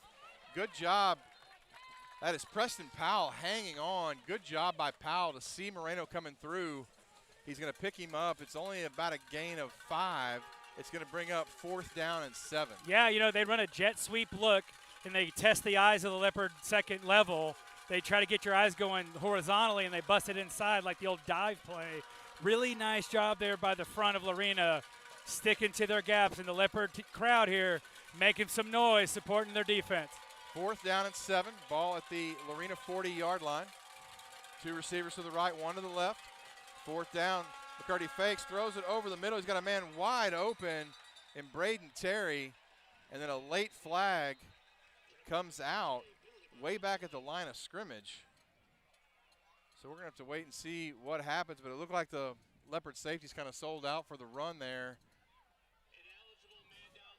So we're going to see a receiver downfield. And so you've got to think that maybe he was covered up and went out in the route. Yeah, that's been an emphasis at all levels of football this year, Jared. You've seen them call that a lot. The Leopards actually had a couple touchdowns called back. Like you believe was it Cameron, the Cameron game. But nevertheless, like the Leopards there, get the call, get another opportunity here to get off the field on fourth down. Fourth down and 12. Rocket offense going to stay on the field. Ball back at the Lorena 45-yard line. They need the 32. Correction, the 33-yard line. Play clock down to 2, 1, and Robinson going to have to take another timeout. Billy, that's their second timeout of the half. I tell you what, we'll go ahead and keep it right here.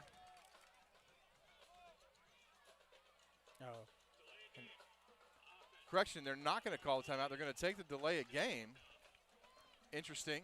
And I think now that's going to kind of all but seal the deal if they're going to come out and punt. Yeah, that was a really interesting exchange there because I was watching the Robinson sideline. Lorena showed pressure, and I think Robinson came with maybe a hard count there, hoping that if they could get Leopards to jump off sides, they would then go for it. But a really nice job for Lorena not to jump off sides into the neutral zone.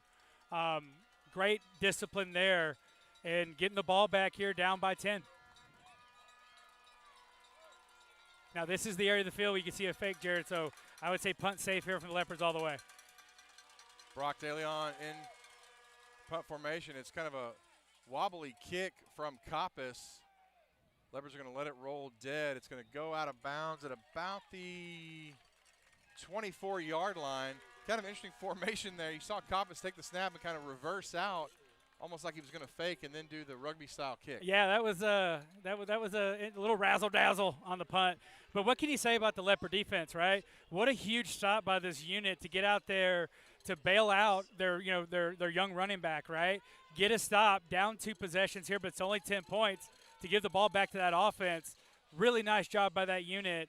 And when we've seen it, Jared, when they need to dig their heels in and get a stop, they've shown up twice tonight. So Leopards with it first and 10 at their own 24-yard line. Blancett in black. The Killer Bees in the backfield for the Leopards. Snap back, Blancett looking to throw. Going down the left side, way overshot Sloan Blackwell. Espinosa in the area as well. Incomplete. Yeah, really great coverage there. Robinson had essentially dropped 7 into coverage, like a cover 4 zone type look. Took away the 2 primary receivers that Jackson was looking at. But, Jackson's really smart there. Doesn't force the ball, throws it out of bounds, lives to play for second down. 8:32 on the clock left to go in the ballgame. Leopards down 10, 39-29. Snap back to Blancett. Throws it out to Hunter Black.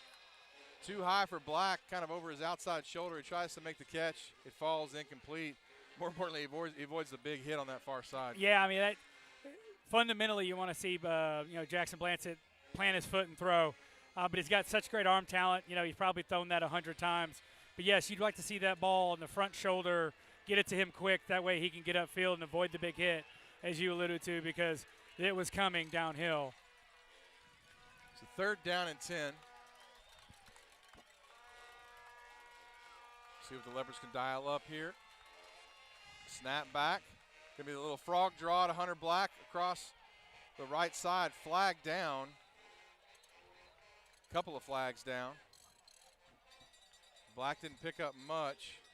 Looked like the Rockets smelled that one coming a mile away. Yeah, they were definitely ready for that.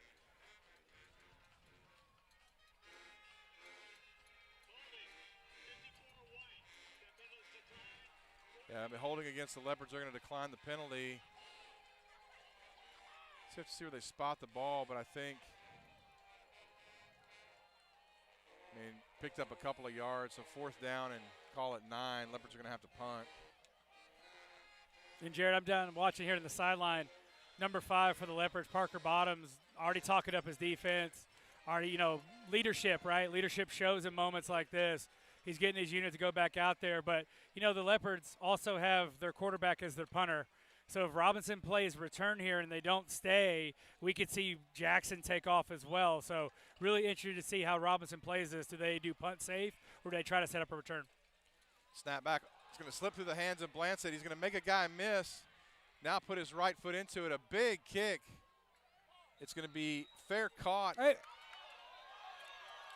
And now we're going to see multiple flags hit. Blanchett is hit well after the play, behind the play. I think the question is going to be, Billy, is that actually during the play?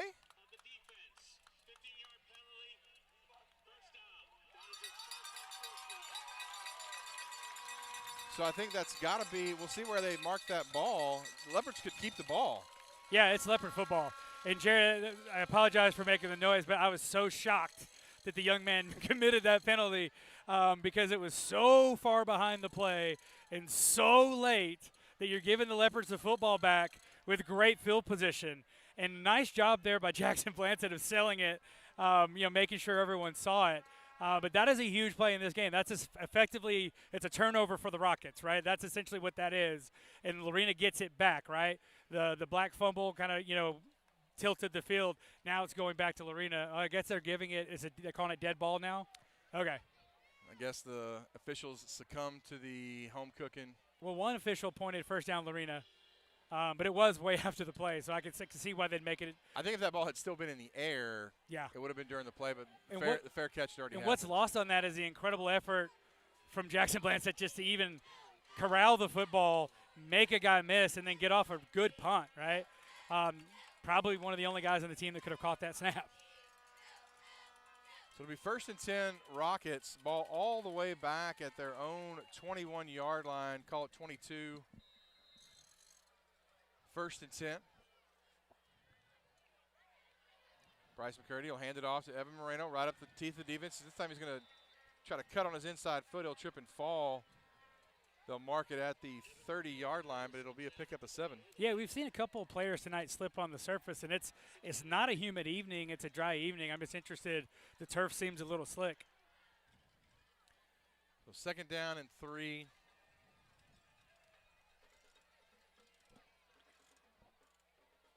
You got to think Robinson's going to be content here, Billy, to kind of chew on the clock a little bit. Moreno approaching 300 yards on the evening. Snap back. This time a good job by Mason Sears getting into the middle of that, making the tackle. It'll be enough for a 1st down, but not by much. Yeah, absolutely. And if you're a Leopard defender, you have to be thinking about first guy wrap up, second guy go after the football.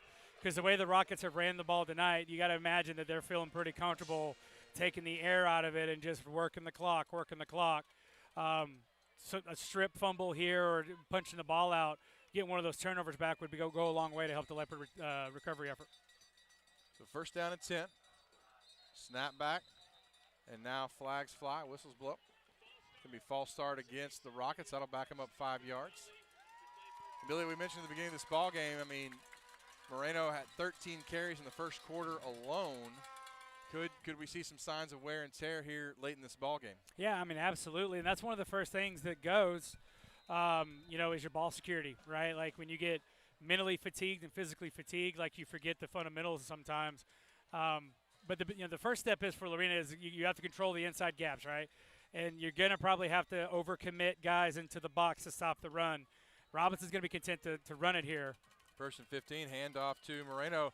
This time he's going to be wrapped up in the backfield. Preston Powell and Mason Sears knifing through. And, Billy, we've kind of seen Powell all year doing his thing here and there, but tonight really kind of stepping in and taking on a difficult job. Yeah, absolutely. You got 2nd and long here. But yeah, Sears has done a really nice job. Powell's done a nice job. Conlon has flashed. There's a lot of athletic ability with that linebacking core. Parker Bottoms, Medina. It's just when those guys come through, they got to wrap up and make the tackle. 2nd down, call it 16 now. Clock continues to run inside 5.5 minutes. Snap back, McCurdy looking to throw. It's going to be an out route. It's Jaden Terry. He's going to stiff arm pass Hudson Hill down the left sideline, 40, 45, 50, 40. I was going to say he does step out of bounds. Looked like he stepped out way before that, but they're going to say he stepped out at the Lorena 26-yard line. But a great job dancing down the sideline by Jaden Terry. Yeah, Braden Terry, rather. Pretty costly missed tackle by the Leopard defense there. That was about a 7 to 8 yard gain, but a broken tackle and a really nice job by that young Robinson receiver of tippy-toeing down the sideline, which ultimately is a massive play in this game because now Robinson's down here, can work more clock, continue to lean on the Leopards, and basically limit the Leopard possessions. So 1st and 10 for the Rockets at the Lorena 26-yard line. 5:08 on the clock.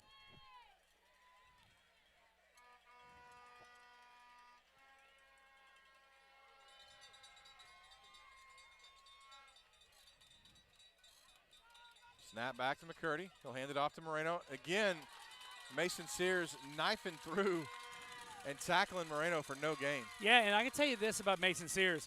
Mason Sears has the timing of this Robinson running game. He is playing it perfect. He's not getting upfield too far. He's playing downhill, but he's also playing flat. And I think that's why you're seeing him cut right through the blocking scheme. Moreno slow to get up after that hit. Trainers will come out, and he's going to kind of limp off the field. So Zane Belize will come on for Evan Moreno, but Moreno. Well, and Jared, you spoke to earlier about his workload in the first half. That could be a cramp. We never want to speculate. He did hobble off on his own power, but now you've got a backup running back in for Robinson. Does Robinson trust them enough to hand them the ball, or are we going to see McCurdy here run it? Rockets in no hurry, not even close to the line as the play clock is going to hit 10, but it really should be at about 6.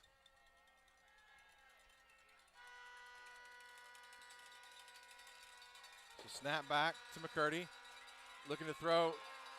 Sears is absolutely tackled. McCurdy now looking. He's going to step out of bounds. Medina shoves him out of bounds. Correction, that was Preston Powell that was getting super close to sacking McCurdy, and he's absolutely tackled by Belize. So it'll be a 10-yard penalty. And a really nice job there by Seven Medina for the Leopards not to pick up the penalty, right? That's a situation as a defender that, you've been chasing that guy around all night long. Sometimes you give him a little extra shove. And really nice discipline there of not getting the off-center penalties. So mark it off 10 yards. It'll be all the way back to the Lorena 37-yard line. It'll be 2nd and 20. And like every play, it's important, Jared. But I would say tackle in space, right? Snap back, fumbled snap. Leopards dive on it. We'll see if Sears and Parker Bottoms right there, they can't come up with it. It looks like Belize was able to fall on it. And now Kevin Johnson is going to call his first timeout. So Billy, we're kind of seeing maybe a crack in the armor there. We'll keep it right here. Yeah, you got 3rd and Downsville for Robinson. But what you have here also is you have a quarterback that's very elusive. You've seen Robinson go to the screen game. Whatever we're going to see here from them is going to be really safe, right? But it's really important not to get fooled here. Trust your eyes. But the most important thing is tackle in space, tackle in numbers, and no penalties if you're a Leopard. With this Leopard offense, down 10 points is nothing. Right. 4 minutes and change. Still got a couple of timeouts. So still plenty of life left in this ball game. Want to remind everyone to stick around. After the conclusion of the game, Billy will go down and have a conversation with Leopards head coach Kevin Johnson, and we'll also be presenting our Joe Pack Player of the Game award. Billy, kind of a couple of guys stepping out here in the second half, making themselves available for the award. We'll have to collaborate on that. Get help from our fans, as we always do, who'd like to chime in and give us their opinion. We certainly appreciate that. Yeah, Lorena has some really, really smart football fans. That's one of the things that we're very blessed. So 3rd down at about 23. Moreno back in the ball game. Snap back. McCurdy's going to quarterback draw this time, and it's Kason Conlon staying home. He'll tackle McCurdy. It'll be a gain of about 2. Adrian Medina also in on the tackle. He's a little slow to get up. And Lorena going to use their second time out of the game. Yeah, Jerry, I mean, this is a gutsy performance by this Leopard defense. I mean, you got, Carson Miller out at corner because Kit Seeley's hobbled. You got Adrian Medina coming off hobbled. You got Conlon hobbled. You got Sloan Blackwell playing both ways all night long. Doesn't really ever hardly get a break. Mason Sears in there playing hard. I love what I'm seeing. Gutty defense. And what you would love to see is these young men be rewarded for that and get a stop here and get the ball back for their offense. So now Robinson is going to take their final time out of the game. So we're going to need to keep an eye on that, Billy. We'll keep it right here. 3:14 left to go. Take a look at some of these stats. Moreno now 285 yards on 33 carries. Does have the 4 touchdowns. McCurdy 11 of 17 through the air, 184 and a touchdown. We flip it over to the Lorena side. Blanchett 18 of 25, 248, 4 touchdowns. Phenomenal performance for him once again. 6 different receivers catching passes tonight for the Leopards, led by Carson Miller, 5 catches for 95 yards and 2 touchdowns. So Leopards been doing their best to stop Moreno, but that number 5 train just keeps rolling. Yeah, I mean, and again, Medina, he's had a lot of words for the Leopard crowd and players and student section, but I will say this, if you're going to play that, you're going to do that bit, you better have some numbers on the ground. That young man has, for sure. But, you got to also give a lot of credit to this Robinson offensive line.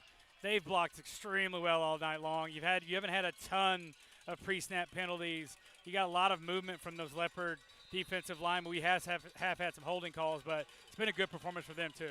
4th down and about 18 or 22 rather. McCurdy going to kick it. It's going to shank off the side of his foot and it's going to bounce, take a Leopard roll. It's going to go all the way back to about the 39-yard line. That may be a negative yard punt, Billy. As Leopards are going to have the ball in better field position than if the pass had been incomplete. So, yeah, I think we found something that McCurdy may not be just great at, because everything else we've seen tonight, he's executed so well. He definitely has a future playing on Saturdays, but I don't think they'll ask him to punt. Yeah. But that's a huge break for the Leopards, right? Like, obviously, you get the ball back here, at your 38-yard line, close to your 39-yard line, and you got 3 minutes. This is what this offense wants to be, that 2-minute offense anyway. Go out there and cook, young men. Snap back to Blanchett, 1st and 10. Now he's going to be chased from the pocket. Nowhere to go. He's going to be hemmed up and sacked. Yeah, and that's one of the things in this 2-minute style offense. You cannot take a sack, right? You've got to get the ball. You got to get, even if you just got to get outside the pocket and chunk it. But what you're seeing is Robinson's actually doing the technique that we were saying Lorena should have done to contain McCurdy. 2nd down and 11. Snap back. Blanchett going to be chased from the pocket this time. Flag down.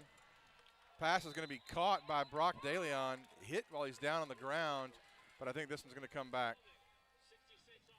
And I think that's a weak holding call there. Again, the Robinson defensive lineman sold it, but was well behind the play and not affecting it at all. Yeah, Jordan, I would like to see Lorena change their snap count, right? Robinson is kind of timing it with these stunts. If you go to a second clap, I think it would maybe help the offensive line and backs pick up. But I like what I'm seeing out of the Robinson defense, too. You've got Hunter Black in there. It's a younger running back, making him defend in the passing game, protect. But Lorena's going to have to get the ball out quick if Robinson keeps sitting all this pressure. 2:26 to go, 2nd down and 20, snap back. Blanchett going to be chased from the pocket again. This time's going to be hit, ball's on the turf. It's picked up by Robinson. It's 32. Derek Medlock, he's going to take it into the end zone for the scoop and score. Yeah, and in the game situation, the Leopards had to run some slower developing routes to get the ball downfield. That just allows the pass rush to get there, and that's what you saw there. Jackson held on to it just a little too long, trying to hang in there, make a play. Robinson's defense comes up big when they were needed. The Robinson's defense stepped up as well, so we saw both defenses tonight step up when the offenses needed it. Just Robinson had a little bit more in him at the end. Cannon Coppas on to attempt the extra point. for the Rockets.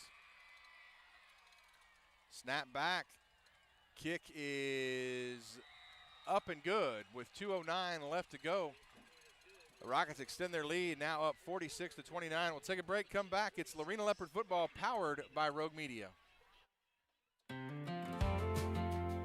I'm Rusty Robinson with Aquanauts Custom Pool and Spa, where quality and design makes the difference. We specialize in gunite pools, remodels, fiberglass pools. We've got all the selections here in the office between your tile, your coping, your veneer, top of the line equipment, concrete finishes, and anything else that you need. We've got glass tiles, pebble plaster, top of the line travertine coping, and 3cm, 5cm bullnose, anything that you could want on the pool. We're gonna come out to the house, do a 3D design, get everything you need so that we can see your house, your pool, in your yard so that we can make any adjustments. Welcome back in.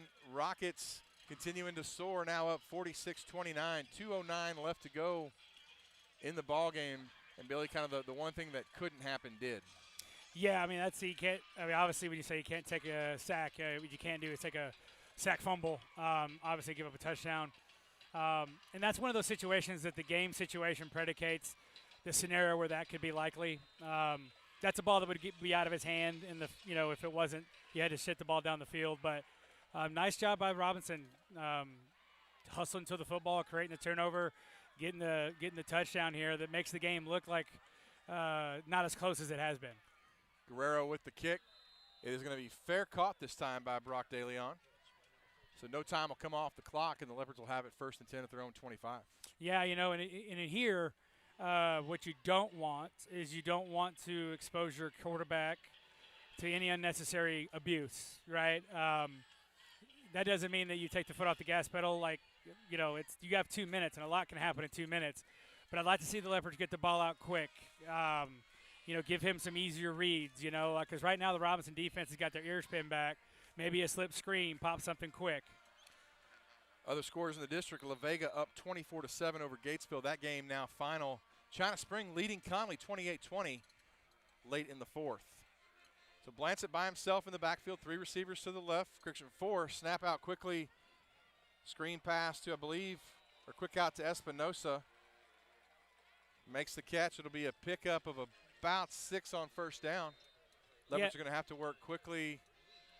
Sorry, Jared. Yeah, a quick pass out there to Espinosa. I really like what I've seen from Espinosa this year. He's really, really dangerous with the ball in his hands. So they're going to call the 2-minute timeout. I'll tell you what, we'll take a quick 30-second break and come right back. It's the Bam Builders broadcast of Lorena Leopard football.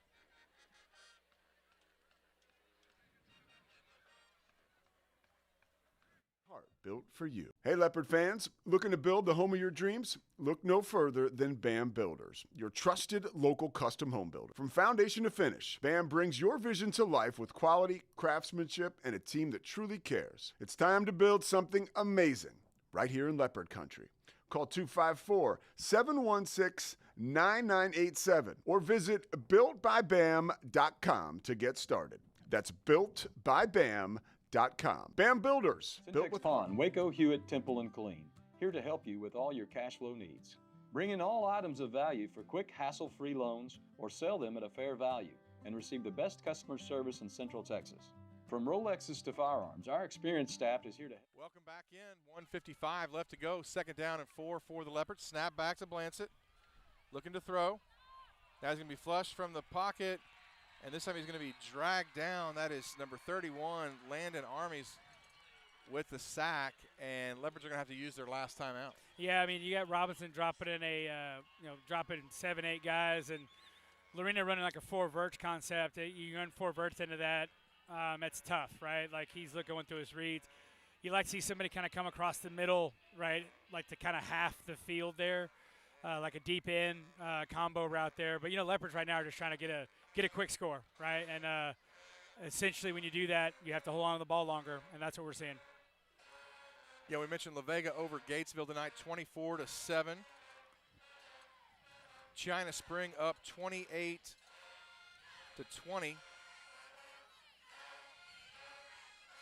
Other scores, West over Maypearl 58-7. Midway getting the big win over Temple tonight, 27-7. Franklin over Troy, 54-20. McGregor and Cameron tied at 14. Marlin and Crawford tied at 14. So a lot of great football going on in Central Texas. Up in the Metroplex, Duncanville up over DeSoto 48-28. Back here to Robinson. 3rd down and 9 for the Leopards. 1:41 on the clock. Blancett takes the snap, going to roll to his right, looking. Now he's going to throw it back across the middle of the field. It's incomplete. Pass intended for Sloan Blackwell. Just a little bit underthrown, and that'll bring up 4th down. Yeah, he had Zachary Espinosa deep late, but that was well late, and he was already kind of knowing he needed to get that clock in his head was already ticking. So, Robinson has been really disciplined in coverage here the last 2 drives when they know the Leopards had to throw it. So, extremely well coached on defense, disciplined coverage. So 4th down and 9, snap back to Blancett. He's going to throw it over the middle, kind of over the head of Sloan Blackwell. Blancett takes a shot, and the Leopards will turn it over on downs. Yeah, and again, this is one of those games that if you're going to look at this final score, and it's going to look like Lorena got ran out of here, but outside of the last 2 possessions, really before the turnover bug hit Lorena here in the 4th quarter, the Leopards were right there in it the whole time. And again, there's not any moral victories. This is the district game. It's your rival. You got to find a way to win these games, but finding a way to win these games is like the next step for this program. It was like that in 3A back whenever Lorena ascended to become the Lorena of old. You got to find a way to win these games, but there's a ton from this game that you got to like if you're a Leopard fan. These Leopards have competed their tails off and lost their star running back in the end of the first half. So 1:29 left. Leopards do have a timeout left, but I think Robinson can take a knee a couple of times and call this one a night. McCurdy going to take the snap. He will back up and take a knee. So 1:25 and counting. Sorry, Jared. It's been a relatively clean game as it relates to the extracurricular stuff. And, we spoke about that pregame, how that's always a risk. Great job by both coaching staffs. Now I hope I didn't jinx it because there is some time to be played. Still the handshake line. That's right. Which, against Lampasas, had a little extracurricular activities. I don't think you're going to see that tonight, at least not from the Lorena side. Yeah, and I'm watching the Leopard sideline right now, and I believe that message is being conveyed by the Leopard coaching staff. So nicely done by them. McCurdy takes a snap, takes a knee. Looks like they'll have to snap it one more time, and that'll be it for this one. Robinson going to move to 5-1 on the season, 1-0 in district play. More importantly, Leopards are going to drop to 2-4, 0-1. And Billy, we kind of talked about it at the beginning of the game. Leopards got to find a way to steal one on the road with 3 road district games this year and only 2 at home. They're going to find a way to steal one on the road somewhere. Yeah, this was a tough one. Much like Lampasas, this is going to be one they're going to watch the film and say, man, we let this one get away. That's good and bad, right? It's bad that you let it get away, but it's good that you're in the position to fix some things, make some tweaks, and then make the plays that really were the difference in this game was the 2 turnovers, right? Yep. If the Leopards do not turn the ball over twice there, we probably have some dramatic football right now. So there's not a ton to fix, right? You just take care of the football. But hats off to the Robinson Rockets. And they took Lorena's best shot there, came back out after Lorena scored to start the 3rd quarter, took back control of the game momentum-wise, and they closed it out. Your final score, Robinson 46, Lorena 29. Leopards will be back home next Friday night to welcome in the Gatesville Fighting Hornets. We'll be back on the air to bring that one to you, but for now it's 46-29. I tell you what, we'll go ahead and take some commercial breaks. Step aside, let Billy get down to the field, get ready for his conversation with Leopards head coach Kevin Johnson, and also the presentation of the Joe Pack Player of the Game Award winner. You're watching Lorena Leopard Football, powered by Rogue Media.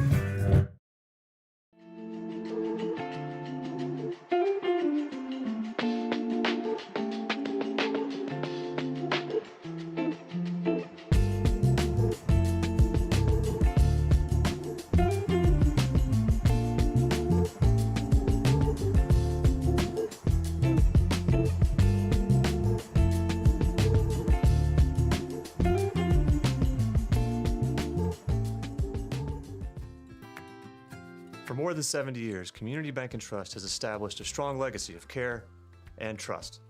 Time and technology have changed. Checking and savings accounts haven't gone away. We still provide home loans, business loans, and personal loans. And we also offer state-of-the-art digital banking options. In a world where banking can feel impersonal, we still believe in one-on-one personal care. Community Bank and Trust, a legacy of dependability. Member FDIC. For a reason. We started building sheds in 1981. Most of them are still standing. That's because our sheds are made to last right here in the USA. Customize yours to get exactly what you want. Then, we deliver and install for you. With finance and payment options, you might be a drive near Santa Fe Drive. Dream, design, deliver, install. Tough Shed. Tough Shed. Welcome back into Rocket Field. Robinson takes it over to Lorena tonight, 46-29. Billy's down on the field waiting to speak with Leopards head coach Kevin Johnson. We'll go over some final stats for you. First, for the Leopards, Jackson Blancett, 12 carries, 61 yards. Brody Daly on 9 carries, 60 yards, all in the first half. Of course, he did not play in the second half after suffering an injury. Well, hopefully he is okay. We'll try to get word on that as soon as we can. Hunter Black also had 5 carries for 21 yards. Passing, Jackson Blancett, 19 for 31, 253 yards, 4 touchdowns, did have the 1 interception. Receiving-wise, Carson Miller, 5 catches, 95 yards, 2 touchdowns. Brody Daly on a catch for 41 yards and the touchdown. Brock Daly on 5 catches, 40 yards, and the great touchdown catch on the diving play. Zach Espinosa, 3 catches for 32 yards. Sloan Blackwell, 2 catches for 29 yards. Kyle Coates also had 2 catches for 13 yards. Connor Johnson, 3 for 3 on extra points. Jackson Blancett did have 1 punt for 51 yards. That'll do it for Lorena. When we look over at Robinson, it really was the Evan Moreno show. 33 carries, 285 yards, 4 touchdowns. Bryce McCurdy also had 6 carries for 111 yards and a touchdown. Passing, Bryce McCurdy, 11 of 17 for 184 yards and 1 touchdown. Big difference in the game. Leopards with 3 turnovers, a couple of fumbles, and an interception. Robinson did not turn the ball over at all in this game, and that is the difference. Again, they win 46-29. Kevin Johnson speaking to his team right now. Again, Leopards at home next week. They'll welcome in the Gatesville Hornets. Again, game time for here on out in district play, 7 p.m. We'll be on the air at 6:30. Back in the friendly confines of Leopard Field. Good game by the Leopards tonight. Just couldn't string it together when they needed to the most, and then costly turnovers hurt them in the end. I tell you what, we will go ahead and step aside here for another commercial break as Billy waits to talk to Leopards head coach Kevin Johnson. When we come back, we'll pass along some more scores and have Billy's interview with KJ. You're watching the Aquanauts Custom Pool and Spa post-game show. This is Lorena Leopard Football, powered by Rogue Media.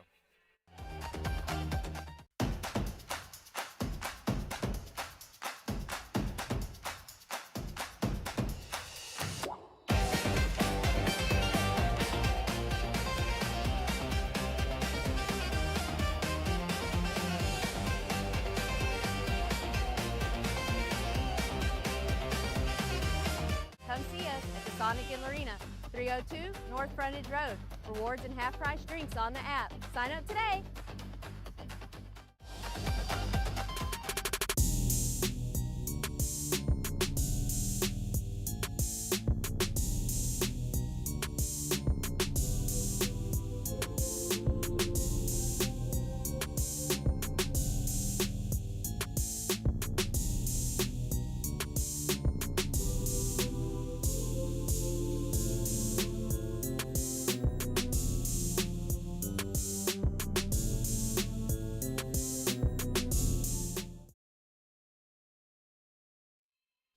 Field.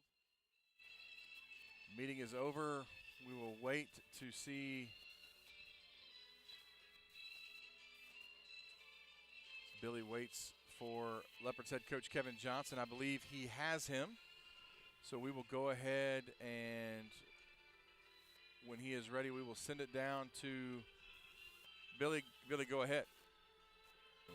All right, I'm here with Coach Johnson. I apologize if it's hard to hear me. We've got the PA going pretty good here, but Coach, thoughts on the game? Well, I mean, hats off to Robinson. They found a way to get it done, and we didn't. I'll just tell you, defensively, we've got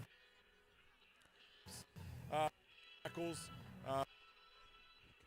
Can't do it against good football teams. And then second half, you know, again, we got to have people step up. People go down, we got to have people step up, and we sat there and made some mistakes. And you start turning the ball over in the second half against close for a little while, and when it turns that's too big a hill to climb. Yeah, Coach, I mean, we talked about it on the broadcast. I thought that your coaching of the middle eight of the game, the last 4 minutes of the first half and the opening 4 minutes of the second half, you really seized control of the football game and flip momentum to your side. Is that a focus in practice? Is that something you guys focus on, or? You know? Well, yeah. I mean, it's you know, we got to get some stops. I mean, you're not going to stop a team like that every series, but you got to make some stops and not give up the big play. It's one thing making stop, but then you give up the big play, that hurts. And we did that a couple of times that we didn't need to do. So, I mean, that's just stuff we got to fix. We got to find some kids that'll get in there and do what we ask them to do and be what they're supposed to be, and we just got to be better fundamentally. Yeah, Coach, and talked a little bit about Brock DeLeon. Really stepped up tonight. Obviously, his brother goes down early in the game, but you know, he gave you a lot of really key minutes tonight. Just kind of like the heart of that young man and what he means to the kind of an emerging playmaker for you. Well, I mean, that's a prime example of a kid. It means something to. He's coachable. He's going to do exactly what you tell him to do, and he doesn't. I mean, there's no fear factor with him. He's going to get out there. He's sharp, and he knows what his assignments are, and he's going to go out there. We even put him out there on defense, try to block some kicks. He pressure a couple on the PATs, which helped. So he's coachable. He's going to do what he's supposed to do, and he's going to lay out and give everything he's got, every rep. Well, Coach, we appreciate the access, and we look forward to seeing you guys bounce back next week. Back to you, Jared. Thanks, Billy. That is Billy with Lorena head coach Kevin Johnson. Again, Leopards just made a couple of big mistakes down the stretch. Couldn't quite come away with the victory. Again, Robinson wins 46-29. I tell you what, we'll take one more commercial break. When we come back, we'll have the presentation of tonight's Joe Pack Player of the Game Award winner. It's the Aquanauts Custom Pool and Spa postgame show. It's the Syntex Pond broadcast of Lorena Leopard football. I'm Rusty Robinson with Aquanauts Custom Pool and Spa, where quality and design makes the difference. We specialize in gunite pools, remodels, fiberglass pools. We've got all the selections here in the office between your tile, your coping, your veneer, top of the line equipment, concrete finishes, and anything else that you need. We've got glass tiles, pebble plaster, top of the line travertine coping, and 3cm, 5cm bullnose, anything that you could want on the pool. We're going to come out to the house, do a 3D design, get everything you need so that we can see your house, your pool, in your yard so that we can make any adjustments. Epperson Tractors invites you to save big on their full lineup of new TYM tractors.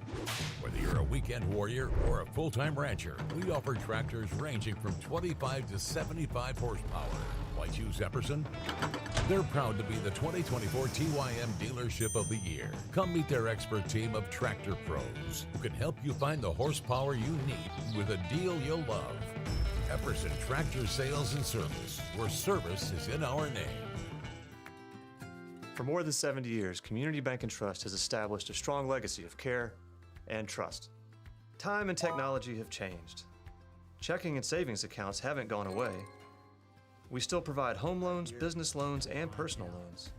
And we also offer state-of-the-art digital banking options. In a world where banking can feel impersonal, we still believe in one-on-one personal care. Community Bank and Trust, a legacy of dependability. Welcome back into Rocket Field. Lorena drops a tough one tonight, 46-29 to the Robinson Rockets. With the win, Robinson moves to 4-1 on the year, rather 5-1 on the year, 1-0 in district play. Leopards drop to 2-4, 0-1 in district play. We are now ready with Billy and tonight's Joe Pack Player of the Game Award presentation. Billy, take it away. Thanks, Jared. I'm here with tonight's Joe Pack Player of the Game Award winner, Mason Sears.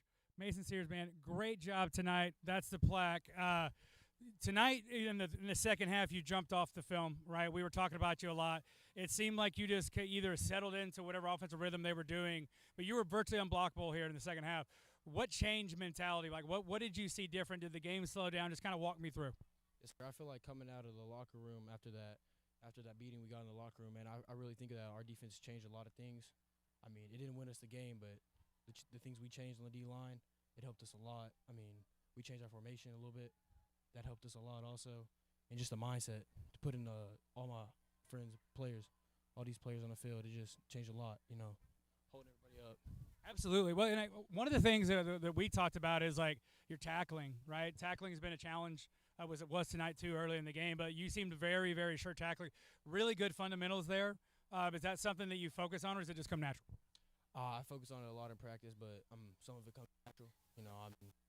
This running back's real good. I mean, all week, get low, stay super low on this guy, but just staying low. Absolutely. And talk to me a little bit about your linebacker group. I know you guys spent a lot of time together in a position group. Talk to me a little bit about that unit. It seems like you guys are gelling as a unit, as a group. Just a little bit about your teammates. Yes, sir. I feel like we're all forming together. I feel like we're coming together a lot now.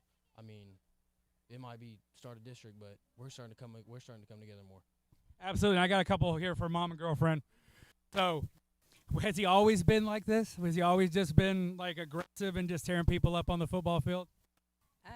I feel like he's come a long way with being more aggressive, especially the last couple of years. But I know he's always loved football, and he's just been doing his best to try to get better. And what's it like for you watching him here on the field? I'm just always so proud, and, like, he just always puts so much effort in everything he does and 100% and always wants to make everyone proud. And I think he puts himself, not his teammates before himself. Well, that is a great actually segue to what I was getting ready to talk about, so you're natural. The Joe Pack Award is actually Joe Pack was a player, played at Lorena, and he was just relentless, unblockable, team-first guy. But he was a guy that, like, you put him out there on the field, he's a game wrecker. And, Mason, that's who you were tonight for Robinson here in the fourth quarter.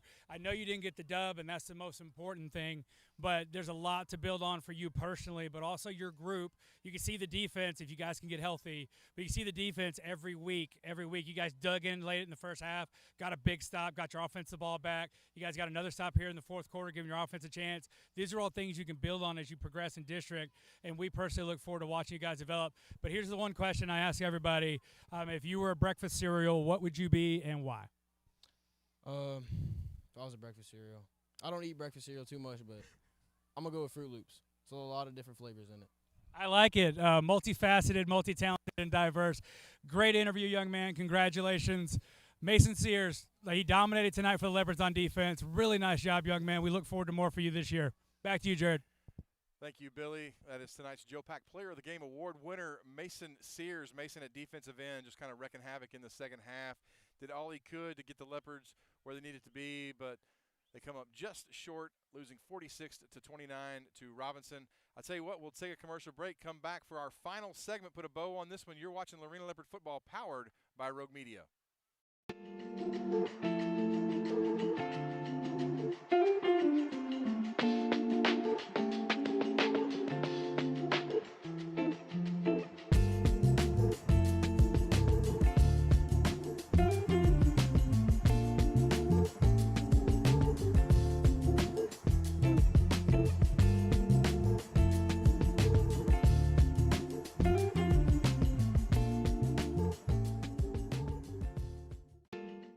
What do I love about Yellow Rose?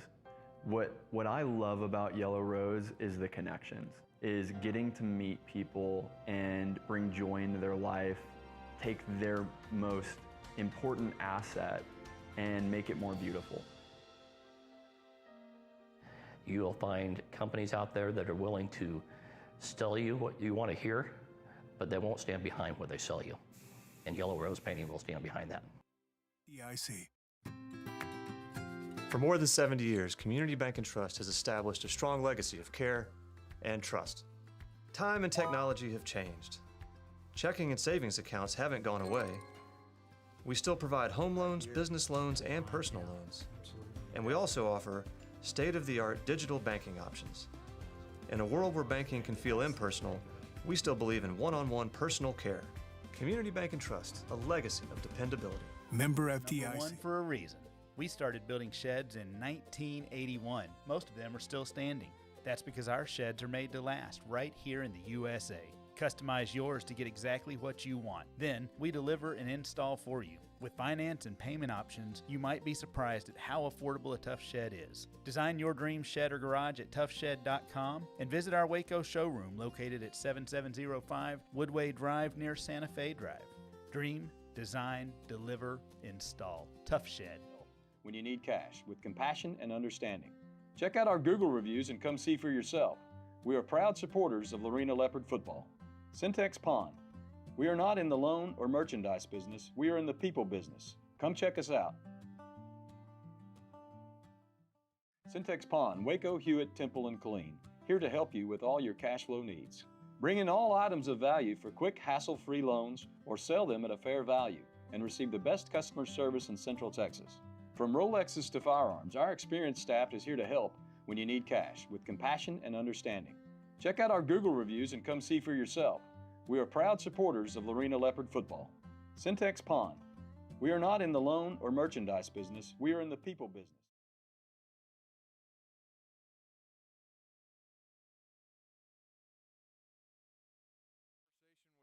With Coach Johnson, talked about, Leopards took the lead in the second half and then got to that fourth quarter and it seemed like the wheels just kind of fell off a little bit. Yeah, Jared, I think what we saw is once the offense kind of stubbed their toe with the turnovers, I think you saw the defense really just – because it's kind of what the defense has kind of hung their hat on, the offense of just almost pitching a perfect game every night. And I think when the offense had their moments, right, I think the defense struggled emotionally from that. And you saw it, right? You saw like a couple missed tackles that were really big in the game. And those are tackles you just simply have to make, right? Like, you're not going to make every tackle. You're going to miss sometimes. But in that game situation, the coaches, schematically, you're unblocked and you're right there to make the play. You got to find a way to at least get a hand on them and slow them down so your teammates can get there. And really, our tech engineer Justin Peoples and I talked about it after the game, that football is about blocking and tackling, right? And if you look at the two things Robinson did better tonight than Lorena was block and tackle. Definitely. We saw that offensive line really not do anything fancy to that Lorena defense, just kind of blocking what's in front of them, and gave Evan Moreno all night and all sorts of places to run. He goes for 285 yards and 4 touchdowns, so he was every bit as advertised.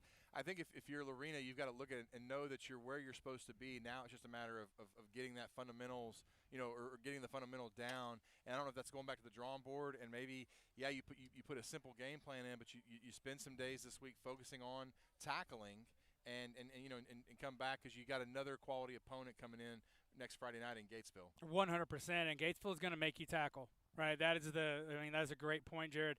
They're going to make you. They run one of those offenses similar to what we saw with Franklin and Malakoff. Like, they're going to throw a lot at you and really come downhill at you, and they're going to test. They're going to test the kind of a gut check for this Lorena front seven, right? And it's tough all year long when people talk about how many points you're giving up, and it becomes one of those things where you just get tired of hearing it. But the choice you make there is, what are you going to do about it? Are you just going to roll over and allow it to happen, and or are you going to step up, or somebody's going to step up? Maybe a guy that hasn't even gotten that much playing time. Maybe there's a guy on JV. Maybe they move some pieces around. When that happens, you'll respond, and maybe you have to make a change, though. I think that it's abundantly clear, especially in this district with all the talent, and Lorena being one of the smallest schools in the state, really in 4A, but especially in this district, everyone's going to give Lorena this look all year long until they choose to stop it. You brought something up pregame I thought was really one of the keys of the game, was long, sustained drives. That was literally Robinson's entire game plan. They knew Lorena's offense was explosive, and they knew that it was going to be kind of a track meet. So if you really looked at what they did, they didn't really take a whole lot of chances with the football. They just methodically went down the field, and it's shown in the results and the stats. Yeah, definitely. Well, Leopards will be back home next week, try to lick their wounds this weekend, get ready for a good Gatesville team who will be in Lorena next Friday night. But for now, I think it's time to get out of Rocket Country and try to head back up Moonlight Drive to to the friendly confines of Lorena. I want to say an extra special thanks. Other thing we didn't talk about, Billy, or I want to reiterate, is obviously our halftime interview with Zoe Seal. Fantastic. And just what a phenomenal example of what you'd want in a homecoming queen, what you'd want in an athletic trainer, and an ambassador for Lorena High School. So we certainly appreciate Zoe coming on and joining us. So that's one of my favorite things about the opportunity to do this broadcast, is to bring on individuals like her and talk about things outside of football. Yeah, and special thanks to her mom and dad too for giving us the permission. I know you reached out to them and said, hey, is it okay if Zoe joins the broadcast? And it takes a lot of courage to put on this headset if you're not used to doing it. And she was a natural at it, and she's the, obviously I would say the epitome of what you want out of that for a community like Lorena. Excellent. Well, we're going to get out of here. I want to say an extra special thanks to everyone for tuning in tonight. I want to thank Syntex Pawn, BAM Builders, Yellow Rose Painting, Epperson Tractor for their support of Lorena Leopard football. Zach Beard on the camera tonight. Josh Beard, our producer. Justin Peebles, our engineer. Rick Jesperson, our statistician, doing all a phenomenal job to get this broadcast on the air. Best crew in Central Texas, if not the state, in my opinion. But for now, we're going to get out of here and get ready to roll. So for Billy Rutherford, I'm Jared Brown. We're going to say good night from Robinson. We'll see you next Friday night in Lorena.